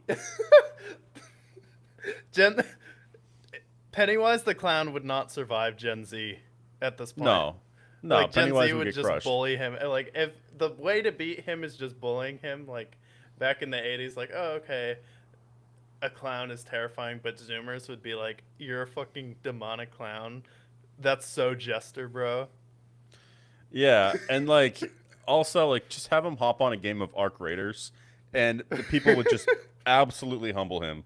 That's all he needs is just a couple of Stella Montis free loadout runs, and next thing you know, he's gonna be a fucking snail. But you put Pennywise the clown in a Call of Duty war room.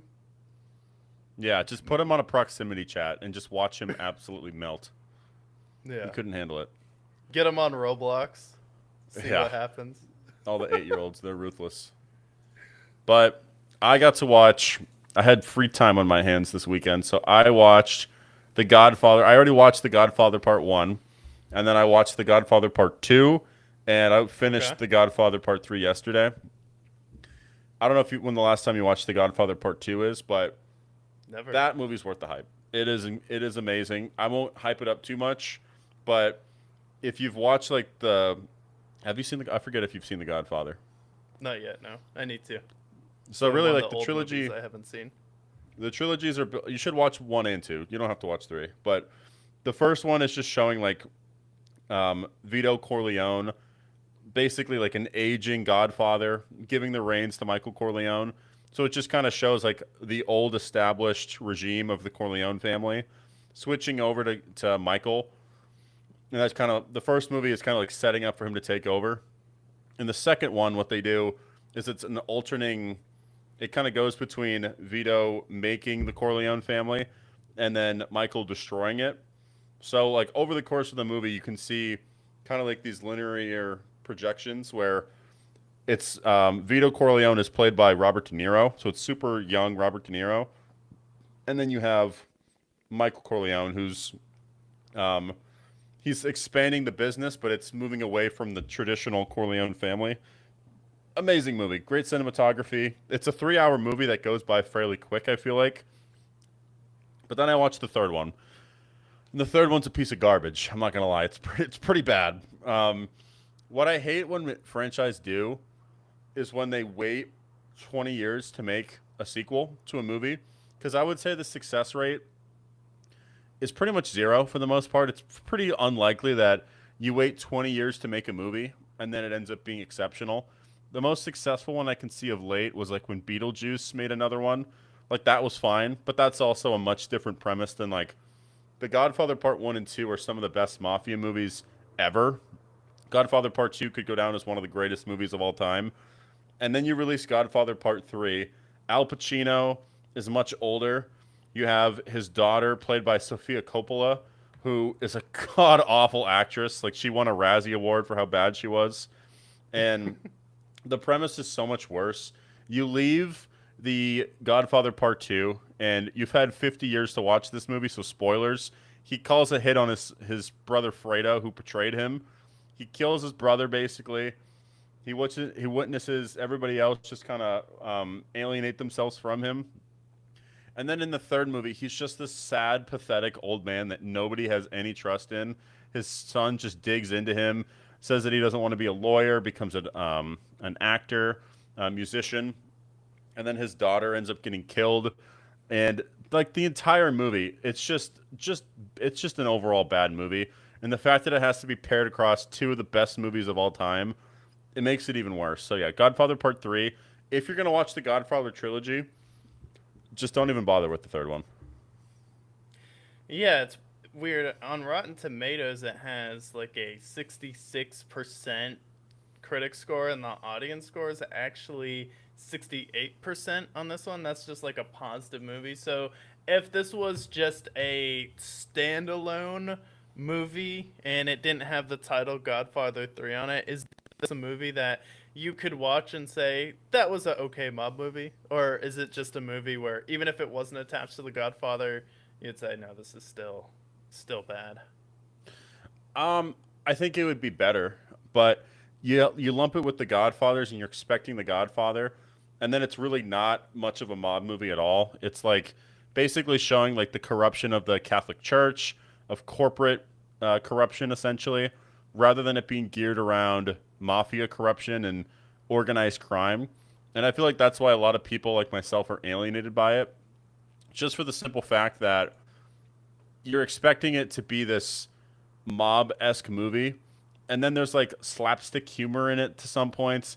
They don't have the music that makes The Godfather this interesting lore.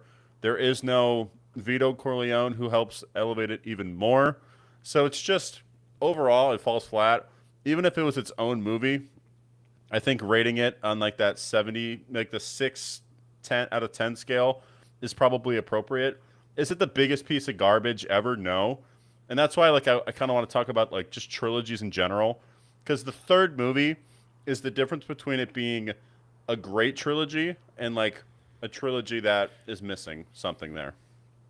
Yeah, and I'm reading a lot of the audience score, and it seems like all the positive reviews were just thankful that this movie isn't 3 hours long and it's only 2 hours and 39 minutes. So like all the positive reviews I see for Godfather 3, it's like it's a relief that this movie wasn't as long and tedious as the others, where it's not as much as a commitment of the first two, but it almost seems like a little bit of, I don't know, people just want a different opinion to feel special. Or like, actually, not a lot of people like Godfather 3, but I do. Like, we know I'll have those people who are like, actually, I think the Star Wars prequels are really good when you separate the fact that the writing is really bad, the acting suffers in most points, and then you have, I don't know, one of the worst characters of all time in Jar Jar Binks. Yeah. That's kind of like when I watched Godfather Part 3, especially because it came out around the same time as like, it reminds me of what Phantom Menace was for Star Wars. Because Star Wars has like the three originals, which a lot of people deem you have the original that kind of like made the summer blockbuster. Empire Yeah. Strikes Back is considered the best. Return of the Jedi concludes it perfectly. And then 15 years later, they're like, oh, let's make some more money. Let's make The Phantom Menace. Becomes this super, super hyped up movie, the most hyped movie of all time. And then it's just a piece of garbage. It's the most boring piece of garbage for like the first 70% of the movie. And then there's this Darth Maul fight. So half of the audience is like, oh my God, this is sick because Darth Maul has this cool fight. I'll say like the last 45 minutes of this movie is really strong.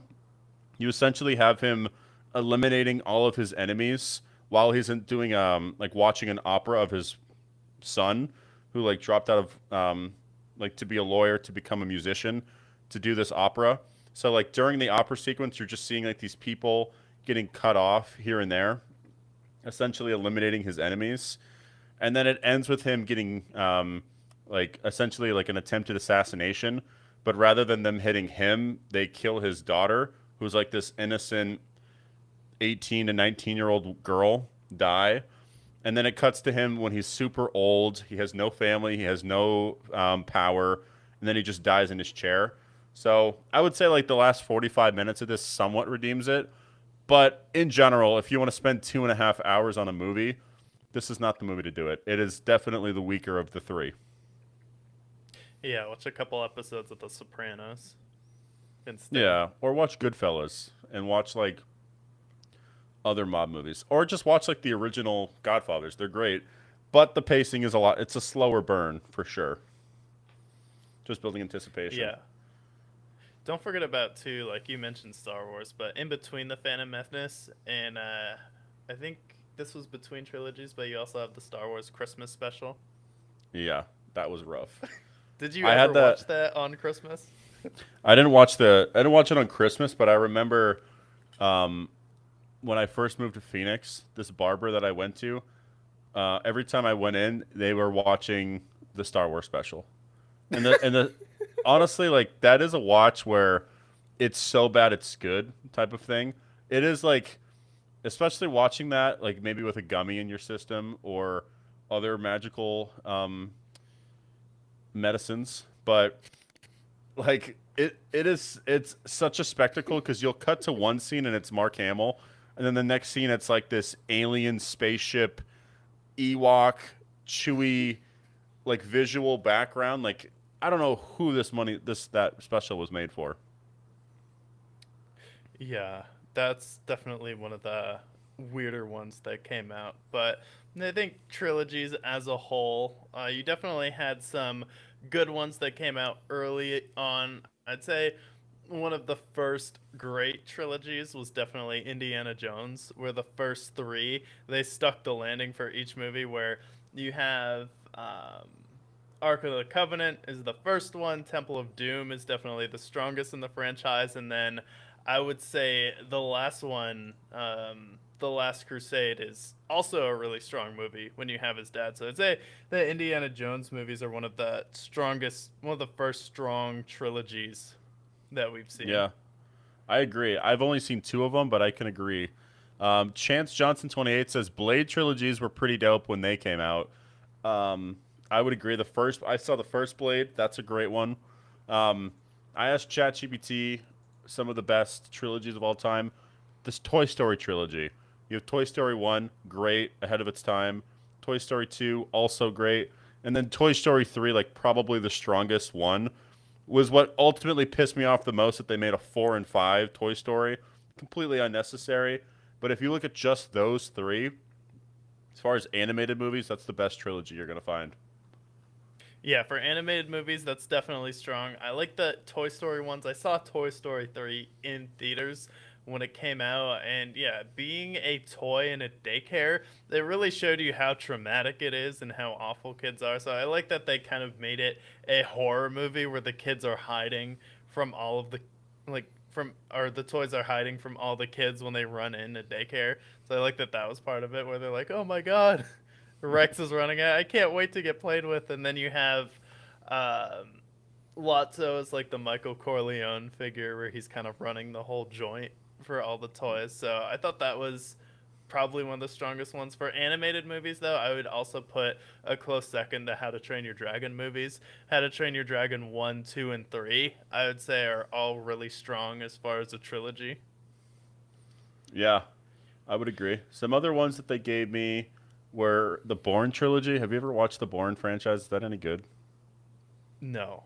I mean, it's for people who like the Boston Boys, but it is like the classic 2000s movie. And the problem with the Bourne movies is they do shaky cam pretty well, and the story in the movie is like there. But if you enjoy like this, the entire movie, like all the action in the movie is just shaky cam, the screen is shaking, what's happening, what's going on. It's like those movies, like the problem is they inspired all of the shaky cam era, and everyone decided to use that as a crutch. They're like, oh, we don't actually have to pay stunt guys, we can just shake the camera instead. It's not an enjoyable experience. It's like the story is there for the Bourne movies, but I don't like shaky cam.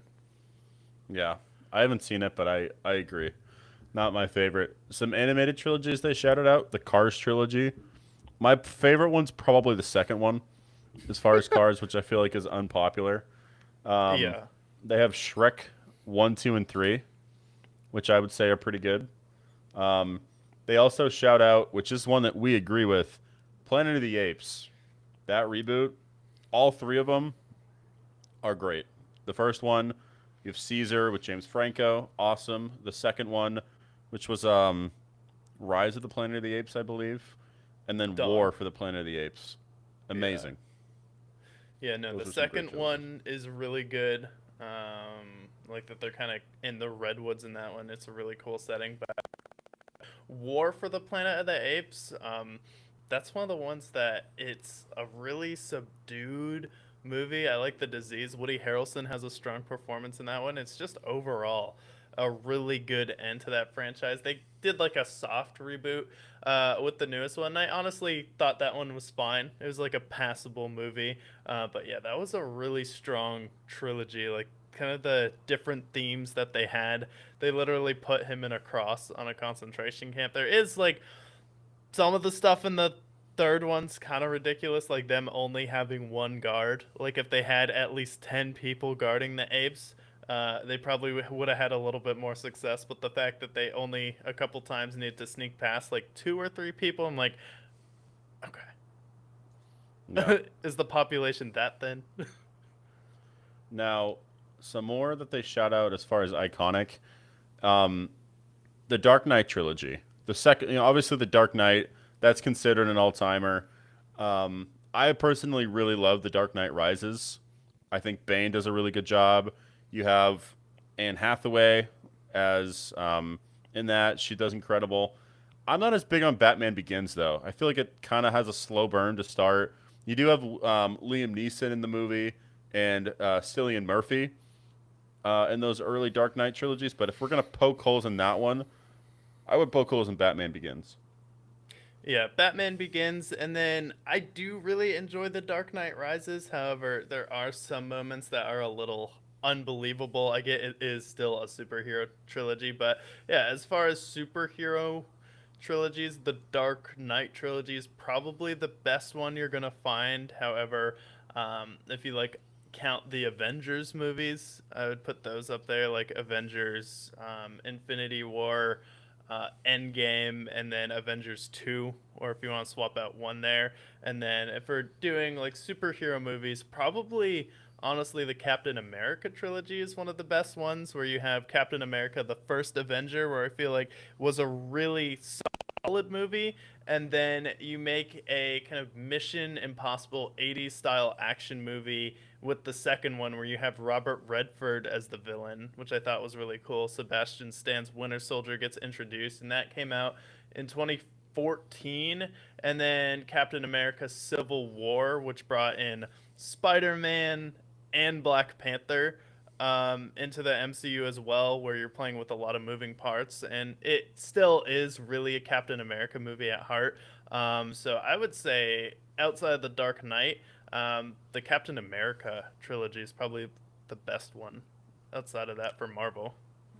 I would also shout out, even though everybody hates it, the Spider-Man trilogy with Tobey Maguire. The third one with Venom. It's one of those It's one of those like comic book movies that isn't good, but it is like one of those so bad it's good type of movies. You have like emo Toby Parker. You have Topher Grace as the enemy, which is Eric just Foreman. such a choice. Um, but I like it. I think like I remember really liking Spider-Man 3, but I think like the second one has like Sandman, and then the first one has the Green Goblin, and you have Second one's Doc Willem Ock, Dafoe. which is definitely the best one. William Dafoe Yeah, is also awesome in the first one. yeah. So like those guys are great, but casting Topher Grace as Venom, that was a choice that was a bit of a miss there for sure.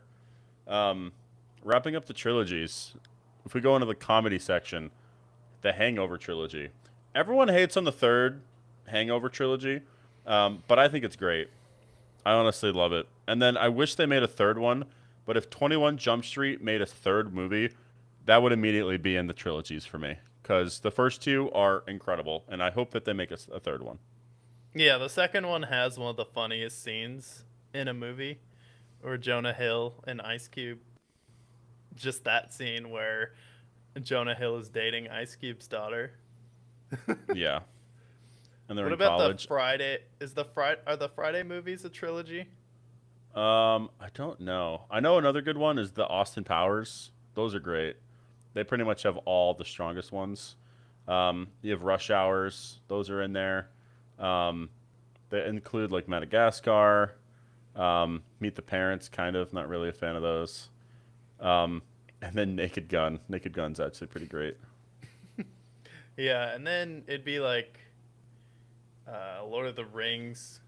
That's just something that's really hard to pull off, and that one's one continuous movie where they don't really jump around in time, where you watch it straight through, and it's really like watching a Max miniseries, where if you watch it, it's 12 hours all the way through with the extended cuts. So that one kind of pulled off a really big accomplishment. It's kind of like a one movie. It's definitely something everyone should watch once. It's a little bit nerdy, and the hobbits annoy me. Like, not a big fan of Sam and Frodo. To be honest, Sam kind of gets on my nerves, and he's really the reason why I don't rewatch those movies too often. But those are just epic, as far as the scale. Ian McKellen's really good in those movies. I like Orlando Bloom a lot in those movies as well. Sean Bean dies. Not really a spoiler there, but it's just kind of what happens with him. I've And then, yeah, those are solid. And then The Hobbit kind of ruins it. It kind of did what the Star Wars prequels did, to the original trilogy, where they're just not on the same thing. The visuals are a little bit over the top. They didn't really have too much to go to story wise, where the first two movies are kind of a drag. Yeah. I think for the Star Wars, the originals, those are great. Those are like three solid trilogy movies. But the prequels, if it wasn't for Revenge of the Sith, they would be dog shit. Because the first one, Phantom Menace, 90% of that movie is bad. Attack of the Clones is like a so bad it's good, acting wise, type of movie. But Revenge of the Sith is the best Star Wars movie, as far as I'm concerned. Acting, maybe it's not the best. Maybe it's not the best Star Wars movie in general, but for me, Revenge of the Sith is what makes that prequel trilogy rewatchable to some extent. But I usually only watch Revenge of the Sith if I'm rewatching it. Yeah, that, and then I honestly like Rogue One. I feel like that's the most rewatchable Star Wars movie. Like, it kind of encapsulates the best thing, and then it isn't using the Skywalker like storyline as a crutch, where it's not all about the family bloodline. Yeah, that was the biggest. That's the only good Disney Star Wars movie that has ever been made. The other ones are all, and the sequel trilogy. Oh my god, I've cussed them out enough times to know for sure, but God, those movies are absolute dog shit. Just absolute corporate slop at its finest. Yeah. Then you have some movies that you're like, how did this trilogy even get made? Like 50 Shades of Grey. They made three of those. You're just like looking at, like, you have some of the best trilogies of all time. Like, okay, Indiana Jones is really good. Jurassic Park 1 is really good. 2 is okay. 3 kind of lose me a little bit. It's getting repetitive now. The Dark Knight trilogy is really solid. You have Toy Story, and then you're like, why did they make three 50 Shades of Grey movies? And then you Yeah. also have the Twilight series like Divergent. The Hunger Games after the second one kind of jumps the shark a little bit to the Maze Runner. Like, did we really need four of those as well? I believe it's three or four.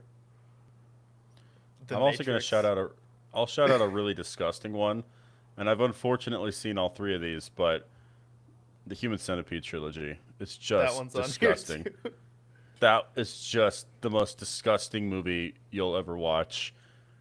But yet you watched all three of them. So, yeah, those movies are fucking disgusting, and they should have never been made, as far as I'm concerned. Yeah, no, definitely should not have been made. But yeah, the 50 Shades of Grey one, it's like the That actor was made didn't for even like single doing it. moms. That's made for Yeah, single moms. That's why they tune in, and that's why everybody finds their place there. But that's for single moms, 100%. the fact that it's like Twilight fan fiction that was written on the toilet on a BlackBerry too. Like, that's the Yeah. standard of books that we're pulling for a movie. And like, that's like part of like growing up, is realizing like, just because it's a book doesn't mean the person who wrote it is intelligent. Like, I feel like society prescribes like a high value on reading, but it's like, what are you actually reading, and who's the person who wrote the book? Because at the end of the day, a book is just some essay written by some guy. Like, why is this impressive? Why am I supposed to be impressed by a book? Like, if it's like just a thing about history, that's cool, that's interesting to me, that can be thought provoking. But I feel like people will blindly read a book and be like, oh, that's really good, and then they establish some sort of credit to it just because, like, oh, he's an author. Yeah, Obviously, he's smart.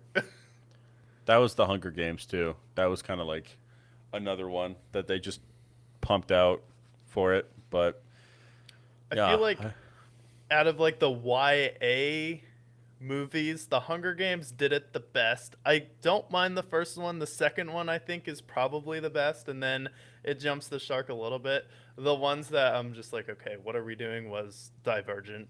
I'm like yeah, those were those were all so just boring.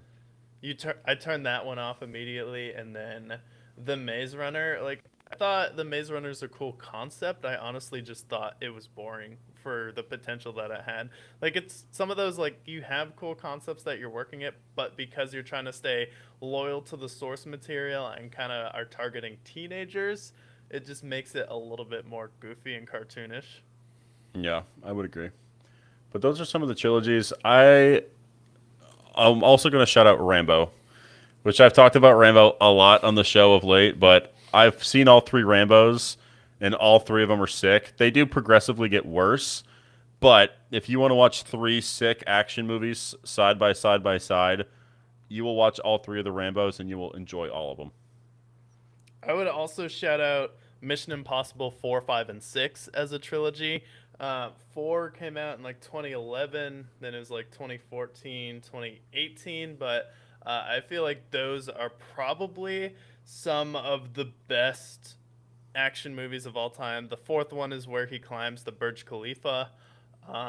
And then just the cast in them is really good. You have Jeremy Renner, Simon Pegg, Alec Baldwin's in them, and then you have Alicia Vikander in one of them. Rebecca Ferguson is in 2 and 3, and then Henry Cavill is the villain in the last one.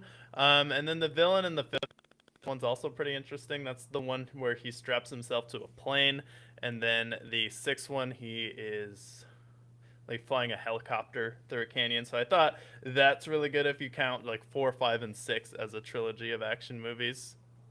Yeah, I can agree there. I still need to watch the Mission Impossibles. I almost watched the first one, but I ended up watching The Godfather Part 3, which I regretted. Yeah. The first one's fun. I would definitely just start with 4, 5, and 6, and then if you go back and watch the first one, I feel like you'll appreciate it a little bit more. Yeah, I probably would. But they're so iconic that I feel like I need to watch the first one first, just for the fact that like that's where it all started. Are there any But horror franchises that have a good trilogy that you can think of? I would say Insidious, but Insidious, the third one's pretty bad. Um, Nightmare on Elm Street has like 15 of them, and they're all progressively worse. Um, Halloween has a bunch of them. They usually progressively get worse. Texas Chainsaw, maybe. Those have a bunch of them. The old ones are pretty good. And then other than that, like maybe The Conjuring. Conjuring, the first two were really good. Um, but it's that third one that's like the hardest to stick the landing for. Yeah, I haven't seen. I started the third one, but I fell asleep during it. Like you asked ChatGPT, what's the best horror trilogy of all time? Evil Dead pops up Yeah. um, as probably the best goat horror trilogy, and then also the Living Dead trilogy, Night of the Living Dead, Dawn of the Living Dead, and then Day of the Dead. Exorcist, I see one too. Yeah, Conjuring is good. The Scream franchise has been pretty consistent as well. But other than that, I just feel like what happens with horror movies is you catch lightning in the bottle with the first one, and then they just get worse and worse and worse. Example for that is Paranormal Activity. The first one, which I thought was overrated, just gets worse and worse and worse with each passing installment. Yeah, the paranormal activities are crazy. Like you get to the fourth one and half the movie you're just staring at a bed. And it's like, Yep, what if we made a movie where instead of telling a plot or writing a story, what if we just point the camera at a bed in night vision and then called it a day? that's literally all they do. I will say, like the first Paranormal Activity, I think the budget was like $10,000, something like that. Like it was insanely cheap, and they made a fuck ton of money. So I'll respect the first one, but I'm not into those like videotape type horror movies. Those never land for me. Yeah, see the Saw trilogy, the first three are on here. The first three tell like a cohesive story. The Yeah. first two are really good. not really my cup of tea because it's just straight gore porn at that point. So like, I No. get it. I only need to watch one of those, but that one's also on here. But yeah, horror like looks like it's kind of the weakest as far as trilogies. Like, there's not really one that you can point to that's like that's really good. Like The Exorcist, I feel like that's not really a movie that needs a sequel to it If anything, it either. needs a reboot because it's from Yeah, the 70s. Yeah, I would agree. But I think with it's because horror movies the easiest to make, and usually it has the lowest budget of them all. So the success rate's gonna be the lowest. Honestly, of mine, I would nominate Insidious because the first two Insidious movies are really good, and then the yeah. third one, that's when it takes its trail off. Yeah, what I'm really excited for is it's the 10-year anniversary of The Revenant, and they're doing a IMAX screening next week of it. So if you can, I would see if they have any in Phoenix. They're doing like a nationwide like reboot for The Revenant. So they're doing a 10-year anniversary, and that's one of my probably favorite movies of all time. It's like a really good story. It's based off of a true story. Essentially, this guy getting left for dead. It's what gave Leo his Oscar, and then he's climbing through Montana and Idaho, just through the forest. Film all of it with natural light. Have Tom Hardy in this movie, Will Poulter as well. But that one's gonna be re-released in theater. I didn't see it in theater when it came out, so yeah, this one that'll be a fun re-release. So I'm excited seeing that next Thursday. So hopefully there's some in Phoenix around you if you haven't Yeah, seen there it. is. Yeah, they have one in Tempe, so I'm gonna hit that for sure. So that'll be fun. But we've recapped the trilogies. We've talked about free agency. We've talked about NBA All Star. Make sure to tune in next week as we cover all things NFL, all things sports, and all things pop culture. Most importantly of all,